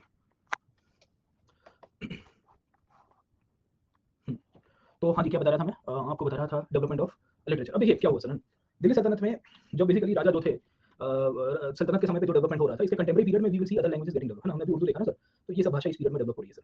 तो नॉर्थ वेस्ट और साउथ ईस्ट सब जगह के ऊपर सर, है ना। So in the eastern part, in the western part, the northern part, in the southern part sir, है ना, सब जगह के ऊपर आपको रीजनल लैंग्वेजेस का डेवलपमेंट दिखेगा सर, है ना, समझे। अब ये जो भाषा है, ये भाषाओं का ओरिजिन जो बॉल बाय बॉल कमेंट्री वो अभी नहीं करूंगा मैं, अभी खाली फैक्टर्स आपको बता दूंगा। फैक्टर्स का मतलब ये है कि किन किन परिबलों के कारण ये सब लैंग्वेजेस का डेवलपमेंट हुआ सर, ठीक है, कि what factors were responsible behind the development of this languages, and इसमें किस तरह से हम लोग उसको समझ सकते हैं सर, ठीक है। So I am not going into the details about the origin of the languages. Origin of language के लिए फिर आपको हिंदी लिटरेचर लेना पड़ेगा, बंगाली लिटरेचर लेना पड़ेगा, उड़िया लिटरेचर, गुजराती लिटरेचर लेना पड़ेगा सर, ठीक है। हमको ये देखना है कि भाई ये कौन से आधारों के या कौन से फैक्टर्स के कारण ये लैंग्वेजेस बनी, और ये लैंग्वेजेस का रिफ्लेक्शन कहाँ पे होता है, लिटरेचर में होता है सर, ठीक है, गेटिंग पॉइंट। तो आपको 3-4 फैक्टर्स इसके अंदर से दिखेंगे, और ये फैक्टर्स के बेसिस के ऊपर ही हम लोग चर्चा करते हैं कि भाई ये लैंग्वेजेस का निर्माण क्यों हुआ सर, ठीक है। और फिर उसका रिफ्लेक्शन तो लिटरेचर में आएगा। आपको प्रश्न लिटरेचर से आता है ना, कि भाई लैंग्वेज क्या कहते हैं कि ये लेखा पद्धति के ऊपर प्रश्न आया था। मैंने आपको कल बताया था, लेखा पद्धति was a style of writing जो गुजरात के अंदर बहुत पॉपुलर हुई सर, ठीक है ना। तो वी हैड डिस्कस ना प्रीवियस क्लास के अंदर लेखा पद्धति, मतलब क्वेश्चन दिखाया था मैंने आपको सर, ठीक है। तो वो सब प्रकार के क्वेश्चन आपको यहाँ से आ रहे हैं, nowadays they are asking, है ना। तो पहले आपको फैक्टर्स बता देता हूँ, फिर हम लोग रीजनल लैंग्वेज में जाएंगे, कुछ आपको डिस्कस करवा दूंगा कि चारू पंचशी का स्टाइल है या लेखा पद्धति है, और उसको रीजनल किंगडम्स के सापेक्ष में देखेंगे। रीजनल किंगडम मतलब क्या है कि जब हम लोग गुजरात की हिस्ट्री पढ़ेंगे, when we study history of Gujarat, उसमें मुजफ्फर शाह और उसकी डायनेस्टीज में, तो उसमें थोड़ा बहुत गुजराती लिटरेचर वाला जो पार्ट है उसको कवर करवा देंगे सर, ठीक है। अब चले जाते हैं कि इसमें कौन से फैक्टर्स रिस्पांसिबल थे सर, ठीक। अब देखिए फैक्टर्स में बहुत सारे फैक्टर्स होते हैं, कोई भी एक फैक्टर के कारण भाषाओं का निर्माण नहीं होता मिडिवल इंडिया में सर, ठीक है। एक से ज्यादा फैक्टर्स हुआ करते हैं। इसमें आपको दो प्रकार के फैक्टर्स दिखेंगे। सबसे पहले आप देखिए कि शुरुआत होती है पॉलिटिकल फैक्टर के द्वारा, और पॉलिटिकल फैक्टर को देखेंगे तो आपको हिस्ट्री के अंदर पोस्ट गुप्ता पीरियड के बारे में थोड़ी बहुत जानकारी पता होनी चाहिए, क्योंकि शुरुआत यहाँ से हुई थी सर, ठीक। इसमें लिटरेरी फैक्टर और लिंग्विस्टिक फैक्टर भी है, क्योंकि प्राचीन भारत के अंदर इनफैक्ट एक लिटरेचर का डेवलपमेंट हुआ था जिसका नाम था अपभ्रंश, पता है what mean by the word अपभ्रंश, बाय द वे संस्कृत में इसके अंदर मीनिंग क्या होता है अपभ्रंश। अपभ्रंश का मतलब क्या होता है, अपभ्रंश या अपभ्रंश, ठीक है, बिगड़ा हुआ, करप्ट वन, है ना। जो बिगड़ा हुआ कहते हैं उसको अभ्रंश कहते हैं सर, लैंग्वेज के अंदर द वर्ड बिगड़ा हुआ और corrupt one is known as Apabhramsha by the way sir, ठीक है। हम लोग जब इसकी अभ्रंश की बात करते हैं, when we talk about the Apabhramsha over here, तो आपको आइडिया रहना चाहिए कि ये जो अभ्रंश है, ये जो अभ्रंश लिटरेचर की आप बात कर रहे हो, इसका निर्माण होना शुरू हुआ था somewhere in the we can say the post modern period और उसके बाद से गुप्ता पीरियड और उसके बाद वाले पीरियड तक आते-आते बेसिकली एक लिटरेचर डेवलप हुआ था जिसका नाम था अभ्रंश लिटरेचर। वो जैनिज्म में बहुत कंट्रीब्यूट करता है लेटर पीरियड में सर, ठीक है। इसके लिए जैन लिटरेचर को एट टाइम्स अभ्रंश लिटरेचर भी कहा गया है। तो आप किताब देखोगे या शायद तक स्लाइड्स पढ़ोगे तो मैंने उसके ऊपर थोड़ी बहुत चर्चा की थी सर, ठीक है। अभ्रंश का मतलब ये होता था कि it is a collusion of language and it is known as the collusion of language, मतलब एक से ज्यादा बहुत सारी भाषाओं का उसमें उपयोग किया गया है, लिटरेरी स्टाइल्स का उपयोग किया गया है, इसके लिए उसको अभ्रंश लिखा गया। ये जो अभ्रंश साइट है vocabulary from multiple dialects, multiple like terminologies from Sanskrit here and there and all things, है ना, प्राकृत एंड सब कुछ। तो ये अभ्रंश लिटरेचर के कारण क्या हो रहा था कि आपकी वोकैबुलरी बहुत एनरिच हो गई थी, अलग-अलग भाषाओं की अलग-अलग बोलियों की सर, उसमें से ही गुजराती, मराठी और रीजनल डायलेक्ट्स और बोलियों का डेवलपमेंट हो रहा है सर। तो इसमें प्राचीन भारत के अंदर जो लिंग्विस्टिक ट्रांजिशन हो रहा है वो भी एक फैक्टर है भारत में, मिडिवल इंडिया तक आते-आते हिंदी से लेके इतनी सारी बोलियों का निर्माण हुआ सर, समझे नहीं समझे। तीसरा फैक्टर अगर आप समझने की कोशिश करिए, इसमें जो था वो था सोशल फैक्टर, और सोशल फैक्टर के अंदर आपको एक अलायंस दिखेगा जिसे कहते हैं क्षत्रिय ब्राह्मण अलायंस। ये मार्क्सिस्ट हिस्टोरियंस लिखते हैं इसको सर, मार्क्सिस्ट हिस्टोग्राफी इसको लेके काफी अपना ओपिनियन दे रहे हैं और ये कुछ हद तक जायज भी है। उनका मानना था कि ट्रेडिशनल इंडिया में क्षत्रिय ब्राह्मण अलायंस चलती थी और क्षत्रिय ब्राह्मण अलायंस का मतलब ये होता था कि ब्राह्मण क्षत्रियों को लेजिटिमाइज करके देते थे वाया द यज्ञ, और क्षत्रिय ब्राह्मण को बेसिकली क्या करते थे, दक्षिणा देते थे, पेट्रोनेट देते थे, और इस तरह के दोनों की एक इंटरडिपेंडेंसी थी सर, सही की गलत। By the 12th century, what do we see? The Kshatriyas lost the political power, so the Rajput kings started losing out to the Delhi sultans, right? So once they started losing out, obvious था कि the Brahmins who used to legitimize, who used to compile the literature, who used to do the yajnas and rituals, all this points, है ना, they also lost the patronage क्योंकि उनके राजा ही नहीं बचे हैं अभी। So if they do not have the king who is actually helping them and giving them the patronage, who will they compile the literature for? और उस टाइम पे basically Sanskrit भाषा के थ्रू हो रहा था, यज्ञ से लेके रिचुअल से लेके हर एक चीज से, ठीक है। When the Delhi sultans came to power, the Delhi sultans started using Persian as the official language, getting a point? इस पीरियड में दिल्ली के सुल्तान से उन्होंने तो पर्शियन लैंग्वेज का यूज करना शुरू किया था। तो होता ये है कि संस्कृत भाषा जो पहले से चल रही थी, मैंने अभी आपको थोड़ी देर पहले संस्कृत के बारे में पढ़ाया भी सही था, ठीक है, उसमें ट्रांजिशन हो रहा है। यहाँ पे अभ्रंश लिटरेचर का डेवलपमेंट हो रहा है। क्षत्रिय ब्राह्मण अलायंस जो है जिसके थ्रू संस्कृत को पेट्रोनेज दिया गया था, अब क्षत्रिय हार गए थे, ब्राह्मणों को जो जिस प्रकार से पेट्रोनेज मिलना चाहिए था या उनका जो भी कंजर्वेशन होना चाहिए वो हो नहीं रहा है सर, ठीक है। So multiple things are coming out of this, समझे नहीं समझे। And during this period only in the post Gupta era sir, है ना, we do come to know about the regional entities. अगर आपको याद होगा तो हमने आपको बताया था कि it's known as the integrative state, integrative state, segmentary state. आपको फ्यूडलिज्म वाला एस्पेक्ट याद रहना चाहिए, तो ही आप रीजनल लैंग्वेजेस को आइडेंटिफाई कर पाओगे। गेटिंग अ पॉइंट, समझे कि नहीं समझे। हमने पिछले क्लासेस के अंदर, अब देखिए यहाँ ही प्रॉब्लम होगा सर बच्चों के साथ, और बच्चे फिर से बोलेंगे कि सर आपने गाड़ी भगा दी, हम तो मिडिवल इंडिया में आए थे। तो मैंने आपको पहले भी कहा कि history is the connection of the dots my friend, because history is the connection of the dots, I can not keep on repeating the dots once again and again and again, है ना। जहां जरूरत तो वहां ये dot को मैंने base बना के आगे आगे की थियरी को प्रूव करना है मुझे सर, ठीक है। मुझे आगे की थियरी को प्रूव करना है बेस बना के सर। तो अगर मैं पुराने डॉट को फिर से एक्सप्लेन करना चाहूंगा, है ना, द ओरिजिन ऑफ शून्य, तो फिर मेरी हालत खराब हो जाएगी सर, मेरी जबान टूट गई थी, है ना, वो वैसी कंडीशन में मैं आ जाऊंगा सर, समझा आप, ठीक है। तो हाँ बढ़िया सर, है ना, आंखों पे क्लियर आ रहा था थोड़ा, हाँ अब ठीक है। हाँ तो क्या बता रहा था मैं सर, नहीं मुझे खुद भी मतलब वो मेरे फेस के ऊपर लाइट आ रही थी सर, तो मैंने उसको थोड़ा घुमा दिया सर, और फेस पे लाइट आती है कुछ और चीज याद आ जाती है सर, ठीक है, समझे। फेस पे लाइट इंसान नहीं खानी नहीं चाहिए मतलब जीवन में, पर सर ठीक है, बट यू नो दैट ना सर, आपने बहुत अच्छा काम किया होगा तो कोई फेस के ऊपर लाइट मारता है सर, ठीक है, समझे नहीं समझे, है ना। आपको ऐसे अवार्ड अवार्ड लेने गए हो कहीं ओकेशन पे हो सर, ठीक है, हाँ स्टेज के ऊपर हो, दूसरी फेस के ऊपर लाइट कब आती है सर, समझे। आपने मूवी में देखा होगा सर, समझे आप लोग, ठीक है। चलिए let me come back to this point. तो I like to keep low profile, है ना। चलो तो कहानी क्या बता रहा था मैं आपको, कहानी बता रहा था रीजनल एंटिटीज की। अब देखिए पोस्ट गुप्ता पीरियड कैसा पीरियड था, तो post Gupta period was one such period when the feudalism and the regional entities were taking place, है ना। ये रीजनल एंटिटीज में अभ्रंश लैंग्वेज का यूज होना शुरू हुआ था सर, ठीक है। अभ्रंश मतलब बेसिकली जो रीजनल लैंग्वेजेस है वो बननी शुरू हो चुकी है सर, ठीक है। तो ऐसा नहीं था कि खाली और खाली मिडिवल एरा से हुआ था सर। मिडिवल एरा में उसको पुश मिलता है। पुश क्यों मिलता है? क्योंकि अब धीरे-धीरे Sanskrit as a core language खत्म हो गई थी। अब ये वो टाइम था जब छोटे राज्य बन के आ रहे थे। ये वो टाइम था जब राजपूत राजाओं ने खुद डिफीट हो गई थी उनकी, and they stopped giving patronage to the Brahmans who were actually the compilation, who were doing the compilation of the Sanskrit literature as well sir, ठीक है। तो this also became a problem sir, ठीक है। तीसरा प्रॉब्लम आप देखिए कि इसमें जो रीजनल लैंग्वेज का इमर्जेंस हुआ उसमें आपका भक्ति मूवमेंट बहुत निकल के आया सर, ठीक है। अब जैसे मैंने आपको इसके अंदर बताने की कोशिश की उर्दू के अंदर सर, ठीक है। यहाँ पे आपको भक्ति मूवमेंट दिखेगा सर, क्या होता है भक्ति मूवमेंट के रूप में आप समझिए सर, ठीक है।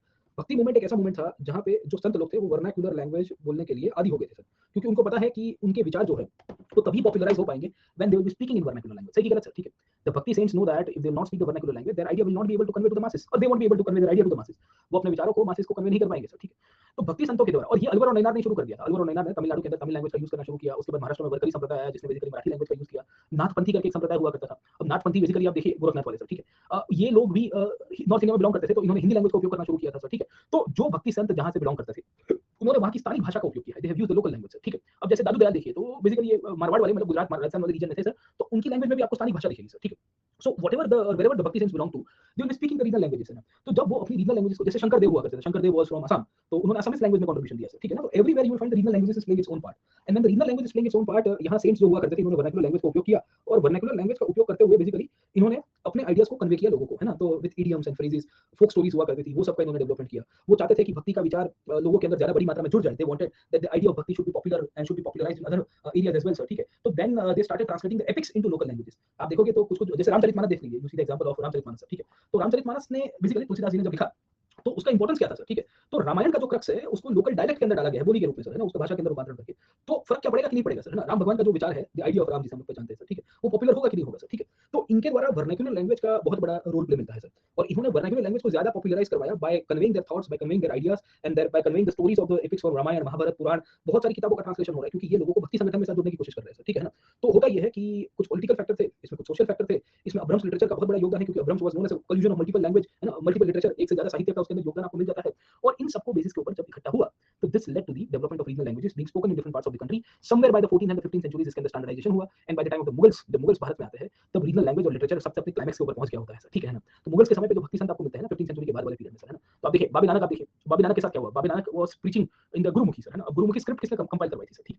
एंड हु कंपाइल्ड दी गुरु ग्रंथ साहिब का, आदि ग्रंथ साहिब का पहला पार्ट सर, है ना। तो that was done by Guru Arjan Dev ji sir, है ना। गुरु अर्जन देव जी पांचवें गुरु थे सर, ठीक है ना, जिनके मुगल्स के साथ फिर कॉन्फ्लिक्ट होने की शुरुआत हुई और जहांगीर ने उनको फिर मरवा दिया था सर, ठीक है ना। तो he was killed by Jahangir sir, है ना, because he give patronage to one of the sons of rebellious of Jahangir, Khusrau को आसरा दे रहे थे, तब की बात है सर, ठीक है। बट कहने की बात ये है, आप देखिए कि bhakti movement played a very important role in the regional languages. और भक्ति में जो रीजनल लैंग्वेजेस बनी है उसका लिटरेचर और पेपर तो था ही, मैंने आपको बताया पेपर तो सब जगह पे था सर, ठीक है ना। गिरिंग अकाउंट है ना, समझे नहीं समझे, तो भेलपुरी ले ले जाओ तो भी पेपर मिलता था, पेड़ा ले ले जाओ तो भी पेपर मिलता था सर, सब जगह के ऊपर कागज था, है ना। कागज सब दिखाते भी थे उस टाइम के अंदर, देखो मेरे पास कागज है सर, है ना। तो इनफ मात्रा में कागज अवेलेबल था, तो छाप साहित्य लिखने की शुरुआत हुई, मैन्युस्क्रिप्ट से अच्छे से अच्छे कैलीग्राफर्स निकल के आए थे जो साहित्य का कंपाइलेशन कर रहे थे क्योंकि उस टाइम प्रिंटिंग प्रेस नहीं थी ना।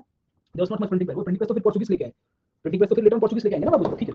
तो कहानी आपको क्लियर होगी, you got the story clear sir, है ना। ये 4-5 मोटे फैक्टर थे।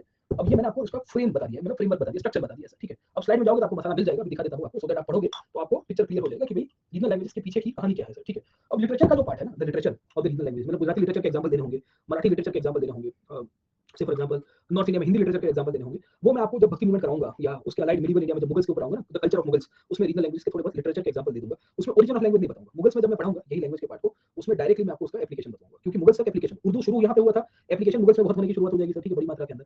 वही चीज आपको यहाँ पे भी दिखेगी, ये in the case of regional languages as well sir. Picture clear to you, picture clear हो गया सभी को, ठीक है। तो वापस आता हूँ, let me come back to this point and वापस मैं आपको बता रहा था कि क्या हुआ सर, ठीक है। तो एक तो पोस्ट गुप्ता पीरियड की बात की मैंने आपको, और पोस्ट गुप्ता पीरियड के अंदर आपको बताने की कोशिश की कि पोस्ट गुप्ता पीरियड में क्या हुआ एक्चुअली सर, ठीक है ना, what happened in the post Gupta period and when we were discussing about the post Gupta period sir, jugaad नहीं और कुछ नहीं हो पाएगा सर, यही जुगाड़ है। मैं सोचा कि कुछ और कर देते हैं सर, ठीक है, but not able to get something, है ना। चलिए let me come back, okay, कितना मिनट बाकी है, अभी आधा घंटा ये हो जाएगा सर, आधा घंटा तो यूं निकल जाएगा। चलो, तो ये पोस्ट गुप्ता पीरियड की बात की, 8th सेंचुरी तक आते आते इंटीग्रेटिव स्टेट और सेगमेंटरी स्टेट के बारे में पढ़ा है, रीजनल डेवलपमेंट होना शुरू हो गया है सर, गिविंग अपॉन सब्जेक्ट नहीं समझे ना, तो ये कहानी आपको मिल जाती है। दूसरा, संस्कृत लिटरेचर का पुराना अपील खत्म हो गया, 12th सेंचुरी तक आते आते राजपूत ब्राह्मण अलायंस या क्षत्रिय ब्राह्मण अलायंस जो है वो धीरे धीरे टूट जाता है। वो क्यों टूटता है, उसके पीछे का कारण था कि ब्राह्मण्स इंटेलेक्चुअल्स के रूप में थे और राजपूत राजाओं को पेट्रोनेट देते थे, राजपूत राजा खुद हार गए सर, ठीक है। दिल्ली सल्तनत में पर्शियन लैंग्वेज का डेवलपमेंट होना शुरू हुआ, तो फिर उसके बाद भी आप देखोगे तो संस्कृत खत्म हो जाती है, लोग स्थानीय राज्यों में बोलने की शुरुआत करेंगे। Bhakti movement played a very important role क्योंकि ये भक्ति संत थे जिन्होंने वर्नाक्युलर लैंग्वेज में प्रीच किया, नाथपंथियों ने हिंदी में प्रीच करना शुरू किया, वर्करीज ने हिंदी मराठी में प्रीच करना शुरू किया, शंकरदेव ने असमीज में प्रीच करना शुरू किया, बाबा नानक ने पंजाबी बोलने की शुरुआत की, या सिखी कहते हैं उसको सर। सिखी का मतलब होता है टीचिंग सर, ठीक है, इसको आज की तारीख में पंजाबी लैंग्वेज के रूप में हम लोग मानते हैं सर, ठीक है ना। तो ये सब इसी पीरियड में हो रहा है। आपके यहाँ पे जो भक्ति संत हुआ करते थे, उन्होंने अलग अलग कहानियां थी, रामायण की, महाभारत की, गीता की सर, उसको रीजनल लैंग्वेज के अंदर ट्रांसलेट करवाया सर, ठीक है, उसको पॉपुलराइज करवाने की कोशिश की और लोकल रीजनल डेवलपमेंट की शुरुआत हुई। इसका ओवरऑल लिटरेरी डेवलपमेंट जो है वो हम लोग आगे देखेंगे जब मुगल्स के ऊपर आएंगे, अभी नहीं करेंगे क्योंकि लिटरेचर मुगल कालीन समय के अंदर ज्यादा बढ़ेगा सर, समझे आप, ठीक है। बट ये उसका फाउंडेशन था रीजनल लैंग्वेज का। पिक्चर क्लियर हो गया सर, है ना। हाँ जान छुट्टी मेरी सर, ठीक है, आपने हाँ कि ना बोला सर, पर मेरा काम हो गया है सर। अब आप उसको रिवाइज करोगे 1 2 नहीं 5 बार सर, ठीक है, आपको क्लियर हो जाएगा सर, है ना। क्योंकि सवाल यहाँ से पूछा था मिडिवल इंडिया में लिटरेचर डेवलपमेंट के बारे में बताइए सर, ठीक है। क्या पूछा था, growth of regional languages in literature, है ना। तो ये 95 का सवाल है। इसमें रीजनल लैंग्वेजेस का पार्ट मैंने बताया, लिटरेचर क्यों नहीं बताया, क्योंकि ये पूरा मिडिवल इंडिया के ऊपर है। So medieval India also include Mughals as well sir, है ना। तो मैं मुगल्स को पढ़ा नहीं, इसके लिए लिटरेरी ट्रेंड में नहीं जा रहा हूं साहित्य में सर, वरना साहित्य में 4-5 एग्जांपल दूंगा फिर आप फिर से माथा पकड़ के बैठ जाओगे कि सर समझ में नहीं आ रहा, लिंकेजेस नहीं हो रहे, आप तो खाली फैक्ट बता के चले गए, ठीक है। तो आई एम वेटिंग, ये क्वेश्चन को मैं फिर से लेके आऊंगा सर, इसका सेकंड पार्ट है और ये शायद 30 मार्कर या 60 मार्कर में पूछ दिया था बाबू 95 के अंदर तो सर, है ना। तो लंबे क्वेश्चन आते थे पहले तो सर, ठीक है। तो ये एक आपका बेसिस बन जाता है सर, ठीक है। बाकी तो आप देखिए ओवरऑल मुगल कालीन साहित्य पे बहुत प्रश्न आए हुए हैं सर, ठीक है। Contribution of Mughal to the development of literature and education, development of literature in the Mughal period दिख रहा है आपको सर, ठीक है ना। फिर उसके बाद आप पकड़ने की कोशिश करिए मुगल्स के ऊपर से और भी 1-2 प्रश्न आए थे सर, ठीक है। Translation of Sanskrit literature into Mughals, Mughal period के समय पे सर, ठीक है, मैंने आपको अभी बताया सर, है ना, वो वाला। और बाकी रीजनल है सर, है ना। रीजनल में आपके राजाओं के कंट्रीब्यूशन आते हैं, जूना राजा के रात रंगीनी के ऊपर आया है सर, ठीक है। तो मालफुजत हम लोग पढ़ेंगे सर, ठीक है। हाँ देखिए हिस्टोग्राफी ऑफ भक्ति पूछा गया है, भक्ति संत के ऊपर से सर, ठीक है। फिर देखिए Vaishnava saints contribution to the medieval bhakti literature, दिख रहा है आपको। ये प्रश्न है लैंग्वेज बेस्ड लिटरेचर का, बट अभी तक हमने लैंग्वेज पूरी तरह से पढ़ा है, लिटरेचर को नहीं देखा है। भक्ति संत के ऊपर आऊंगा, भक्ति संतों में लिटरेचर ही पढ़ना है एक्चुअली, लिटरेचर से उनका कांसेप्ट क्लियर हो जाता है, ठीक है। पहले क्या था कि आइडिया ऑफ भक्ति पूछता था कि भाई फलाने भक्ति संत का विचार कैसा था, निर्गुण सगुण क्या थे सर। अब हर एक भक्ति संत के ऊपर से इंडिविजुअल क्वेश्चन भी आता है, जैसे चैतन्य महाप्रभु का इसने प्रश्न पूछ दिया था यूपीएससी में 2 साल पहले कि इस कंट्रीब्यूशन टू द लिटरेचर, भक्ति लिटरेचर है। अब हमको यार ठीक है ओवरऑल 5-10 का क्रक्स नहीं याद है, उसमें एक भक्ति संत का कैसे याद रखेंगे। हाँ, उनका बंगाली लैंग्वेज में कंट्रीब्यूशन है चैतन्य महाप्रभु का सर। संस्कृत में भी लिखते थे, बंगाली में भी उन्होंने कंपाइल किया है, ठीक है। तो यू विल फाइंड कि इस प्रकार के क्वेश्चन आते हैं। तो जब मैं भक्ति सूफी में आऊँगा, तो सूफी में मालफूजत पढ़ेंगे और भक्ति संतों में ये पढ़ेंगे सर, ठीक है ना। चलिए, तो language literary development main stream जो है, मेन का मतलब है कि जो सल्तनत के कंपैरिजन, सल्तनत का जो मेन आधार था, वो हमने अभी खत्म किया है सर, ठीक है। यहाँ से कोई पिक्चर क्लियर हो जाना चाहिए क्योंकि बहुत क्वेश्चन आया है सर, ठीक है ना। करिंग upon you are if you see the multiple questions that has been asked from this topic, okay, आते ही है सर। यूपीएससी अब पॉलिटिकल साइड में कम जा रहा है। देखोगे ना, टोटल पेपर एनालिसिस करोगे तो 30% paper will be polity and administrative side and 60 to 70% paper will be on the socio cultural side and the architecture side and वहां से चीजें निकाल रहा है सर। 30-70 है, 60-40 रहता है सर, 40% तक वो पॉलिटी एडमिनिस्ट्रेटिव साइड से। पहले क्या था कि 50-70% पॉलिटिकल साइड से क्वेश्चन आते थे, राजा के रिफॉर्म्स और राजा के द्वारा सुधार, राजा ने फलानी जगह ढीम का जगह सर, है ना। अब तो पॉलिटी से आएगा तो नेचर ऑफ स्टेट आता है, थियरी ऑफ किंगशिप आता है सर, ठीक है। तो फिर उसमें अलग ही कहानी चल जाती है सर, समझे। तो पिक्चर क्लियर हो गया, you got this picture clear, क्या कहानी है सर। तो कंक्लूड करें सर, अफर्मेटिव है सर। अफर्मेटिव है तो थोड़ा थम्स अप कर दीजिए, मुझे भी ठीक लगेगा कि भाई आपको समझ में आ रहा है सर। अच्छा, आज संख्या मुझे ज़्यादा लग रही है sir. I guess we have more number of students in the class regular से, है ना। 7 बजे इसके लिए ज़्यादा है। अरे इतने तो क्लास में स्टूडेंट नहीं, 118 लाइक आ गए सर, 125 लाइक आ गए। इतने तो क्लास में बच्चे भी नहीं है सर, इतने लाइक कैसे आ गए सर, है ना। तो बवाल हो गई सर। 135 लाइक्स आ रहे हैं सर, मतलब 2-2 बार आप कर सकते हो क्या, लाइक ऐसा है। अच्छा, मल्टीपल क्लिक किया है, चलिए सर, कोई बात नहीं, कोई बात नहीं। अरे ठीक है, ठीक है, धन्यवाद, धन्यवाद। चलो तो चलते हैं आगे and let us see the development of architecture sir, है ना। अरे 7 बजे सर, है ना, थोड़ा भागा दौड़ी हो जाता है, ट्राई करेंगे 7 को सर, बट आई गेस ये नहीं तो नेक्स्ट बैच में करेंगे। मतलब अभी तो मॉडर्न तो हम लोग मोस्ट ऑफ 8 बजे वाली बैच में करेंगे, 8 मतलब वही अपना जो रेगुलर टाइमिंग चल रहा है। बट आई सी दैट हम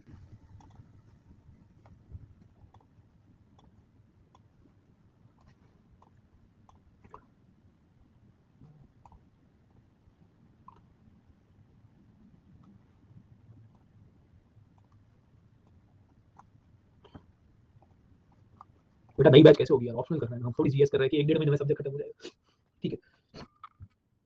तो बच्चों के साथ यार ये क्वेरी बहुत होती है, मुझे फिर बहुत दुख के साथ बोलना पड़ता है कि यार कैसे हो पाएगा सर। जीएस होता तो चलो 1.5 महीने में रिपीट हो जाता है, मैक्सिमम 1.5-2 महीने में सर।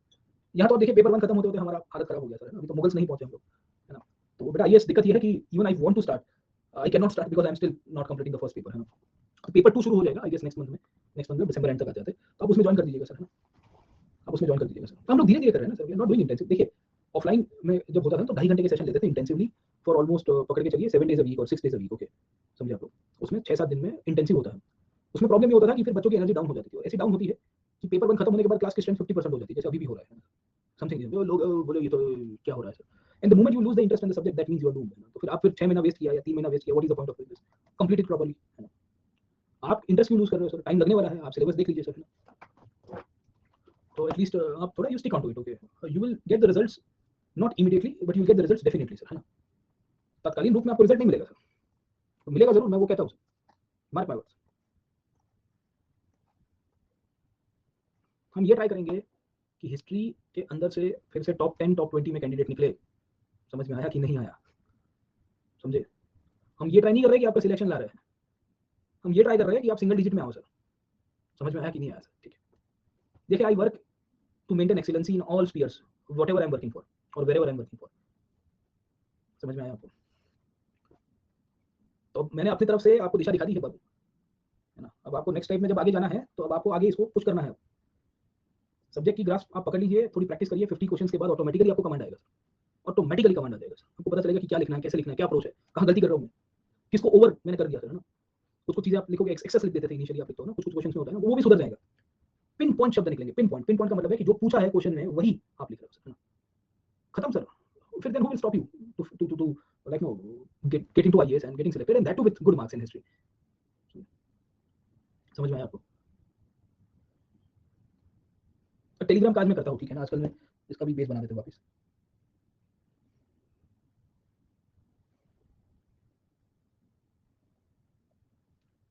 चलिए आगे चलते हैं और लास्ट पॉइंट के ऊपर चले जाते हैं आज की क्लास से।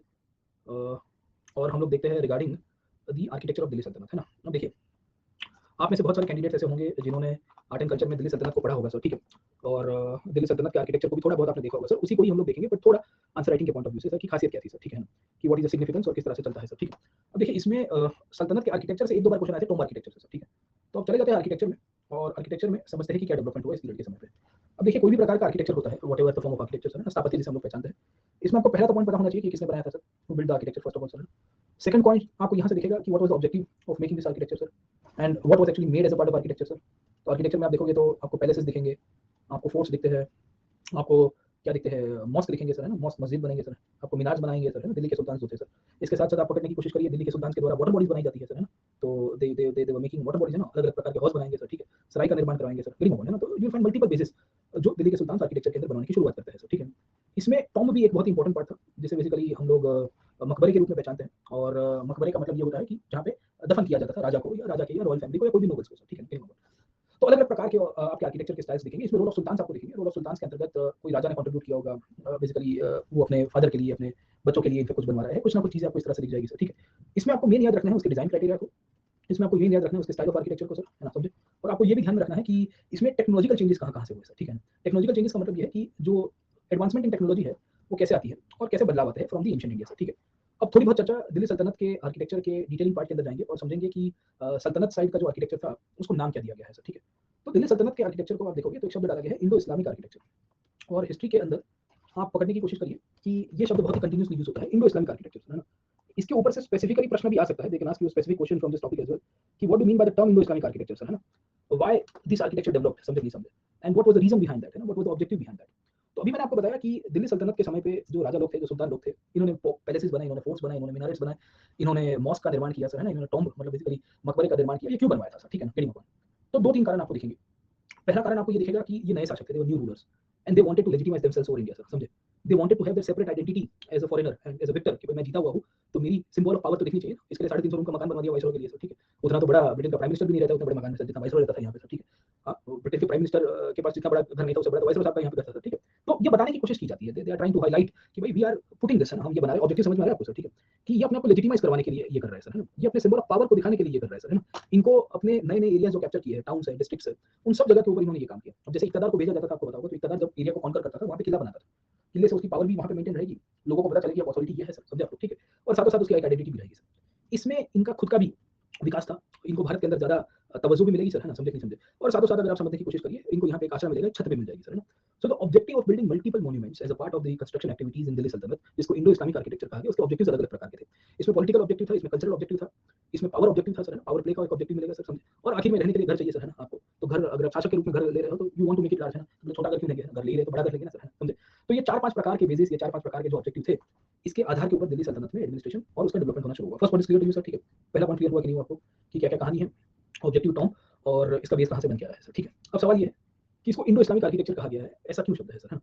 तो हिस्टोरियंस ने कहा कि it's a mixture of Islamic architecture and the Indian architecture, and that is the reason it is known as Indo Islamic architecture. अब किसी हिस्टोरियन ने पूछा कि महाशय अगर ये इस्लामिक आर्किटेक्चर है तो इस्लाम का उदय कहाँ पे हुआ है, तो ढूंढने की कोशिश की गई, पता चला कि चलो इस्लाम का उदय तो सऊदी अरेबिया में हुआ है सर। पर क्या सऊदी अरेबिया में जो इस्लाम का उदय हुआ है उसमें इस प्रकार का आर्किटेक्चर है सर, कहीं होगा। तो यू विल फाइंड कि सऊदी अरेबिया में तो कुछ नहीं था, there was not this kind of architecture which was available sir, समझे नहीं समझे। ज्यादा से ज्यादा आप देखोगे तो आपको एक रेक्टेंगुलर स्ट्रक्चर दिखता था सराय के रूप में सर, और ये जो सराय हुआ करती थी, ये रेस्ट हाउसेस हुआ करते थे, मैंने आपको बताया था, छावनी के रूप में सर। और ये जो सराय हुआ करती थी उसमें चारों बाजू की आपको क्या कह सकते हैं कि एक बाउंड्री बनाई जाती थी रेस्टिंग प्लेस के रूप में, लोग बीच में रहते थे और फिर अपनी प्रेयर्स, अपनी वर्शिपिंग जो भी थे वो यहाँ से करते थे सर, कहीं पर। तो कहानी ये चलती है कि जो इंडो इस्लामिक आर्किटेक्चर है उसमें जो इस्लामिक पार्ट है वो सऊदी अरेबिया से नहीं आया। जो आज की तारीख में आप जो गुंबज देखते हो, आपसे फॉर एग्जांपल आप you go to any mosque, है ना, तो मॉस्क के अंदर आपको जो इस प्रकार का आर्किटेक्चर दिखता है सर, ठीक है, that did not emerge from the Saudi Arabia sir. Saudi Arabia में तो बेसिकली जो प्लेस ऑफ वर्शिप के रूप में भी जगह थी वो सराइज के रूप में ज्यादा यूज होती थी। और ये सराय से धीरे धीरे धीरे धीरे धीरे क्या हुआ कि ऊपर एक रूफ बनने की शुरुआत हो गई, बिल्डिंग के ऊपर का छत बनने की शुरुआत हो गई, उसके अंदर एक मॉस्क बना, और फिर वहां से जब पर्शिया और सेंट्रल एशिया गया सर इस्लाम, वहां के जो कारीगर थे उन्होंने इस प्रकार का आर्किटेक्चर को निर्माण किया sir, which came to be known as the Islamic architecture sir. समझ में आ रहा है आपको। So the origin of the term Indo Islamic sir, आपको यहाँ से अलग से प्रश्न आएगा सर, लेकिन आस्क यू डिफरेंट क्वेश्चन कि भाई इस्लामिक आर्किटेक्चर के अंदर जो इंडो इस्लामिक आर्किटेक्चर है उसमें इस्लामिक आर्किटेक्चर का उदय कैसे हुआ सर, है ना, कि what do you mean by the term Indo Islamic architecture, how the origin of the term Indo Islamic took place, है ना, डिस्कस गिविंग एग्जांपल्स, किस तरह से डेवलपमेंट हो रहा है। तो होता यह है कि सराय के अंदर से बेसिकली एक बाउंड्री वॉल, बाउंड्री के ऊपर छज्जा बना, मतलब रूफ बनने की शुरुआत हुई, रूफ के ऊपर फिर धीरे धीरे धीरे इस्लाम जैसे पॉपुलर हुआ, अलग अलग विस्तार में गया, तो वहाँ की लोकल अरेंजमेंट से उन सबको इकट्ठा किया गया सर, ठीक है। और वहाँ से इस प्रकार का डोम लाइक आर्किटेक्चर स्ट्रक्चर बनता है सर, ठीक है, जो सऊदी अरेबिया में ओरिजिनल तो नहीं बिलोंग करता था, but it belong to the Central Asia, फिर आपकी पर्शिया, इन सब रीजन के अंदर आपको दिखेंगे। और ये लोग जब भारत में आए, when they came to India, they followed the same style of architecture, and you will find कि यही प्रकार के सेम स्टाइल ऑफ आर्किटेक्चर को फॉलो करते हुए इंडियन एलिमेंट्स को मिक्स किया गया इसके अंदर से सर, है ना। तो आप देखिए कि इस्लामिक आर्किटेक्चर का 3 पार्ट आया। पहला पार्ट आपको दिखेगा जो सऊदी अरेबिया में शुरू हुआ सराय के रूप में, कारवा सराय कहते हैं उसको सर, ठीक है, गिरिंग अपॉन। तो पहला पार्ट तो फेज 1 आपको दिखेगा यहाँ से, जो सराय आर्किटेक्चर के रूप में बनता था, और ये तो छोटी सी एक गार्ड पोस्ट हुआ करती थी और एक प्रेयर रूम और वहाँ पे रेस्ट हाउस के लिए छोटा कमरा हुआ करता था, ठीक है। उसके बाद सेंट्रल एशिया और पर्शिया गया सर, वहाँ पे आपका डोम आर्किटेक्चर बनता है, डोम का मतलब होता है गुंबद सर, गुंबद गुंबद कहते हैं या गुंबज कहते हैं उसको सर, ठीक है ना। तो this is example of dome architecture sir, है ना, ये आपका डोम है सर, ये आपका आर्क है, आर्क शेप है ना, यू करके सर, तो this known as arch shape architecture sir, ठीक है। ये तो पर्शिया और सेंट्रल एशियन ओरिजिन का है सर, ठीक है। इसमें आप देखोगे तो इंडिजिनस एलिमेंट्स को मिक्स किया गया और उसमें भी इंडियन आर्ट फॉर्म इसके साथ ऐड हो जाता है। तो इंडियन आर्ट फॉर्म जब ऐड हुआ तो फेज 3 तक आते आते the name was given as Indo Islamic architecture. Getting a point, समझे नहीं? तो यहाँ के स्थानिक राजाओं की, यहाँ के स्थानिक शासकों की जो स्टाइल थी, उन सबको इकट्ठा करते हुए बेसिकली जो आर्किटेक्चर बनता है उसी को इंडो इस्लामिक कहा गया।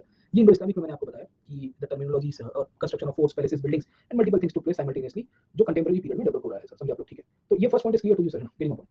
अब सवाल ये था कि सेंट्रल एशिया में ऑलरेडी स्टाइल डेवलप हो चुकी है सर। समझे? सवाल ये था कि सेंट्रल एशिया में ऑलरेडी स्टाइल डेवलप हो चुकी है। सऊदी अरेबिया में भी कारवा था, कारवा से बनते बनते बनते उनकी भी स्टाइल हो चुकी थी। अब ये टर्किश लोग या टर्को अफगान रूलर्स, टर्को अफगान क्यों? क्योंकि कुछ कुछ को अफगान ओरिजिन के साथ भी जोड़ा है, लोदीज और ये सबको। ये तो ये जो टर्को अफगान रूलर जो थे, ये सबके सब भारत में आए। तो why they had a mixture of Indian architecture in their art form? They could have actually replicated whatever they were building in Samarkand, Bukhara, and they could have done the same in India as well. सवाल आ रहा है sir कि ये भारत में आए शासक के रूप में। अब जब कोई व्यक्ति शासक के रूप में आता है तो उसको स्थानिक चीजों को इंक्लूड करने की आवश्यकता क्या है? ब्रिटिशर्स नेवर डिड दैट, नहीं किया अंग्रेजों ने sir. Portuguese never did that, Portuguese ने भी नहीं किया। पोर्चुगीज यहाँ पे गोवा में चर्च बनाते थे, आइबेरियन स्टाइल का ही बनाया। They never copied the temple architecture और the Indian traditional architecture which was existing. Britishers आए जिन्होंने गॉथिक आर्किटेक्चर बनाया सर, यूरोपियन स्टाइल का, रेनेसां पीरियड का क्लासिकल आर्किटेक्चर का पार्ट है ये, कोरिंथियन स्टाइल और ये सब।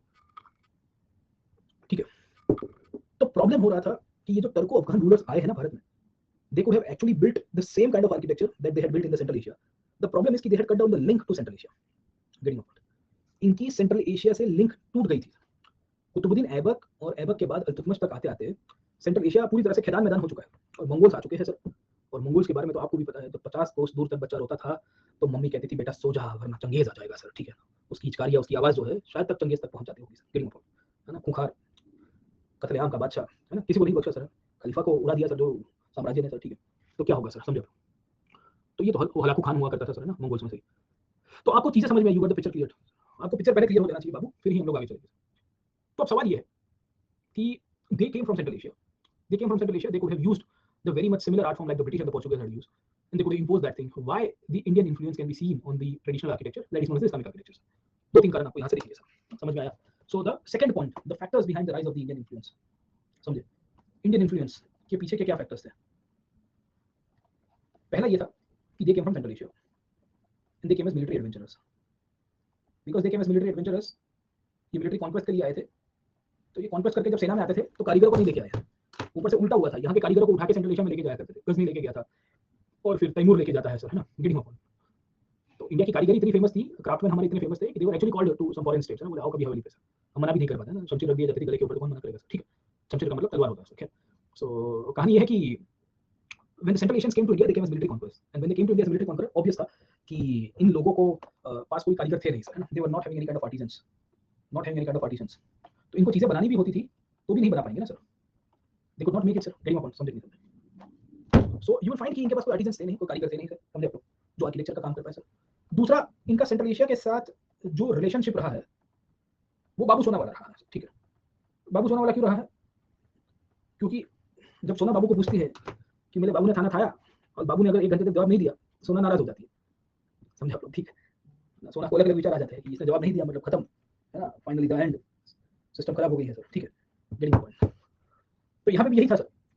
After Iltutmish you will find central Asia के साथ इनके डायरेक्ट पॉलिटिकल जो कंसोलिडेशन था वो टूट गया था।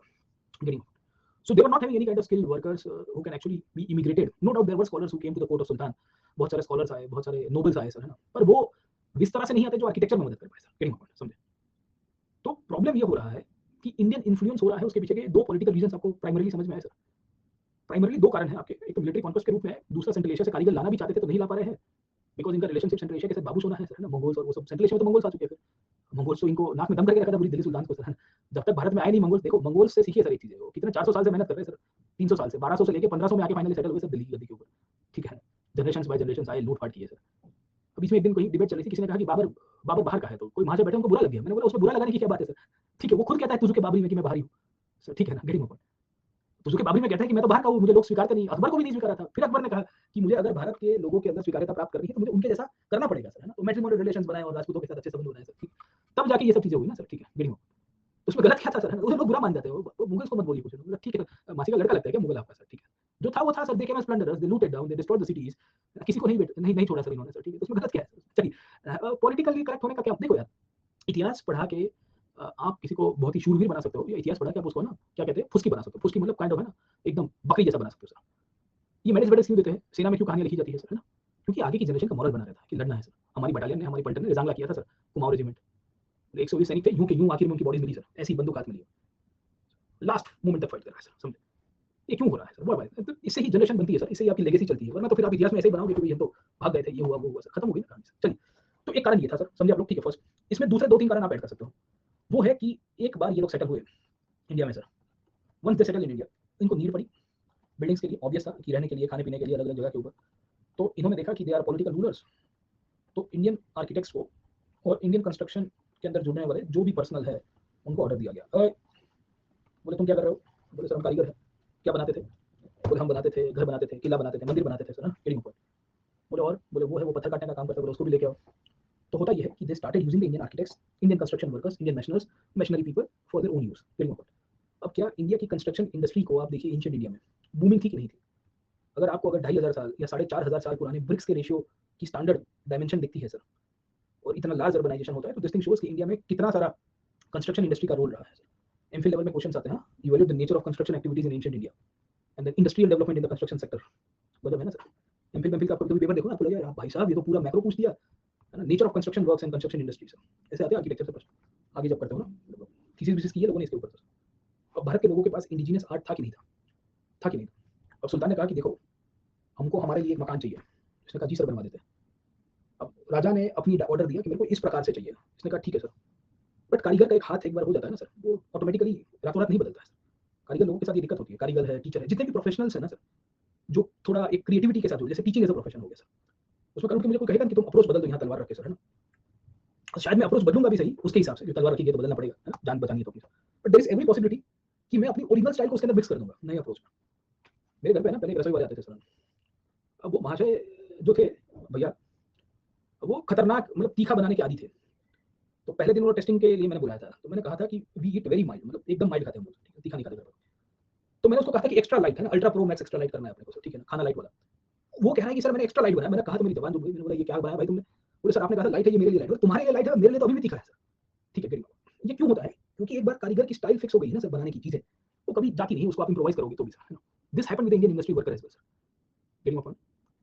इंडियन इंडस्ट्री वर्कर्स के साथ ये हुआ कि यहाँ के कारीगरों को बोला गया टर्किश राजाओं के लिए, नोबल्स के लिए चीजें बनवाने के लिए, तो कॉन्शियसली और सबकॉन्शियसली, अनकॉन्शियसली इन्होंने इंडियन आर्ट फॉर्म को उसके अंदर मिक्स करवाया सर, गेटिंग माय पॉइंट? हो गई सर। कारीगर इंडियन है, वो ग्रेको रोमन आर्किटेक्चर का याद है आपको? बुधा हमने पढ़ा था। ये वही गांधार में जो आर्किटेक्ट बने बुधा, उसमें कारीगरों के द्वारा ही बुद्ध को ग्रीक बनवा दिया गया, वरना बुद्ध कभी ग्रीक थे नहीं।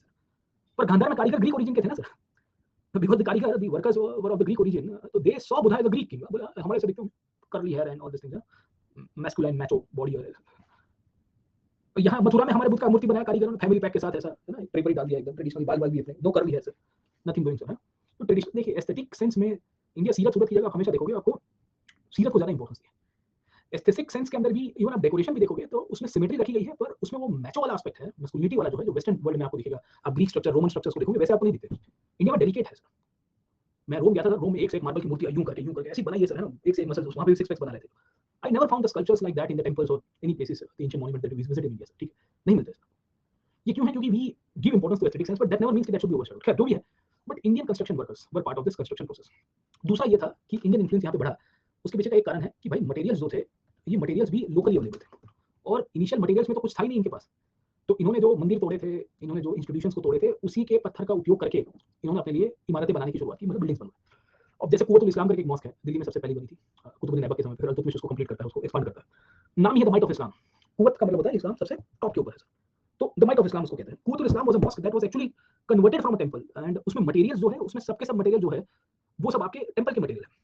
तो आप वहां कुतुब मीनार के प्रीमाइसेस में जाओगे, उसका एक आर्क है, आर्क है और उसके दो खंभे हैं। वो खंभों मतलब पिलर्स को देखोगे तो उसके ऊपर आपको इंस्क्रिप्शन दिखेंगे संस्कृत के। यस आप जाइए सर, मैं तो गया था बहुत साल पहले, आई गेस वही 2006-7, फिर तो उसके बाद दिल्ली जाना हुआ, बट फिर तो नहीं था, पर एक बार गया था सर कुतुब मीनार देखने। तो मैं देख रहा, मैंने बोला ये तो इसमें तो अलग ही कहानी है सर, ठीक है? तो देन आई रियलाइज कि भाई अच्छा, इसमें मटेरियल जो है, ये मटेरियल तो लोकली अवेलेबल था, मंदिरों का ही मटेरियल था, तो इसके कारण भी इंडियन इन्फ्लुएंस बढ़ा सर, बढ़ेगा कि नहीं बढ़ेगा सर? Getting my point? समझे नहीं समझे? ठीक है। तो होता ये है कि मटेरियल भारतीय, लेबर भारतीय, समझे? मटेरियल भारतीय, लेबर भारतीय, विचार भारतीय, और उसमें जो रूलर है वो फॉरेन ओरिजिन का है। उसने कहा कि थोड़ा मेरा, और कारीगर ने कहा कि आप मुझे अपना नहीं बोलोगे तो भी मैं अपना तो डालूंगा ही, ठीक है? क्योंकि मेरी एक कलाकारी सेट हो गई है, मैंने बताया ना, खाने बनाने की टेक्निक मेरी फिक्स है। वो भाषा को हमने फिर निकाल दिया, हमारे रसोई जाते थे ना सर, मैंने कहा कि सर नहीं चलेगा सर, है ना? समझो तेल ज़्यादा डालते थे, बोले सर तड़का मारेंगे थोड़ा फ्लेवर आएगा, तुम्हारे तड़के के चक्कर में मेरा कोलेस्ट्रॉल बढ़ जाएगा सर, है ना? ठीक है, हाँ, एक आध दिन हफ्ते में ठीक है, महीने में एक आध दिन, डेली ऐसा खाएंगे तो लोग तो मुझे, ठीक है ना, कहीं इमरजेंसी में भेजना चाहते हो क्या सर?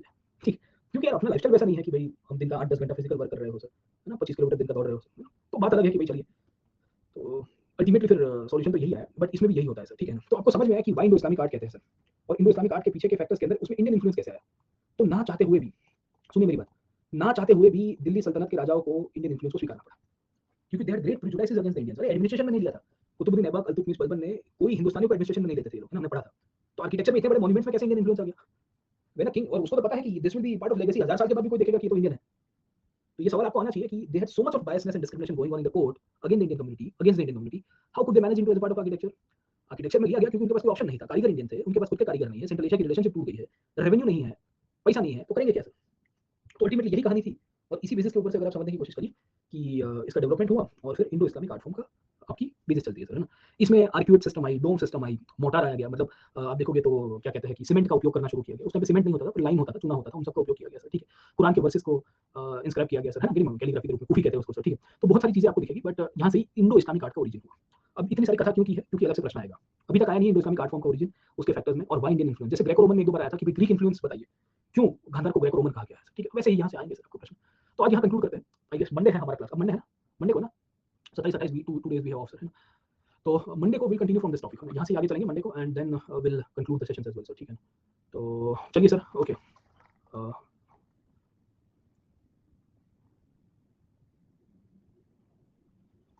देखिए Ankit, you can attend the courses live, I don't have any objection if you attend the courses live, okay. The only problem is कि you should get the grasp of it, okay. आप live attend करें, देखो मेरे लिए तो ठीक ही है, आप रिकॉर्डेड देखो, लाइव देखो, लाइव में ऊपर से फायदा होगा आपको, आपकी लिनियरिटी बनी रहेगी, डाउट्स पूछ सकते हो सर, ठीक है, गेटिंग अ पॉइंट। बेटा Manish, I will try to upload it within a day sir, है ना। मैं ये थोड़ा ट्रैवलिंग बावलिंग में आ गया था इसके लिए, तो thank you very much sir, है ना, मैं आपका अपलोड कर देता हूँ sir.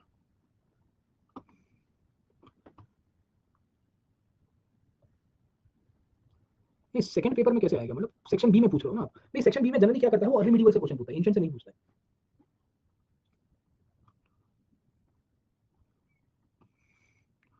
Being insular was profit. हाँ देखिए, देखो इंसुलरिटी का अपने खुद के फायदे होते हैं सर, है ना। इंसुलरिटी के अपने फायदे होते हैं सर, है ना। आप इंसुलर हो, इंडिजिनस डेवलपमेंट कर रहे हो, तो you don't need any kind of foreign thing, but being insular does not mean कि you need to absolutely cut out. You should be adaptive to new ideas, or you should be researching on the new ideas, and then see कि what can be applicable in your area, है ना। क्योंकि growing with the time जरूरी है ना, फिर हम लोग ग्रोइंग विद द टाइम नहीं कर पाए, समय के साथ नहीं चल पाए, और फिर समय ने क्या ले लिया सर, ठीक है, समझे। चलिए सर, है ना। तो आज कंक्लूड करता हूँ मैं, आपको और पीडीएफ भी अपलोड कर दूंगा, अभी तक की सल्तनत ऑलमोस्ट खत्म हो गया है, अब पीडीएफ या आर्किटेक्चर खत्म, मैंने मतलब स्लाइड्स में डाल दिया है, तो वो भी आपको मिल जाएगा सर, ठीक है। मंडे को हम लोग आर्किटेक्चर खत्म करेंगे, एंड मंडे को will be starting with the regional states. Regional states में गुजरात, विजयनगर और ये सब, उसमें विजयनगर के ऊपर ज्यादा फोकस करूंगा। बाकी सारे स्टेट्स, राजस्थान से भी प्रश्न आया था, राणा कुंभा का, ठीक है, कि Rana Kumbha is the pattern of arts, है ना, तो थोड़ी उसके ऊपर भी चर्चा कर लेंगे। चलिए bye, please take care, and I will see you on Monday, है ना। चलिए बाय बाय, ध्यान रखिए सर।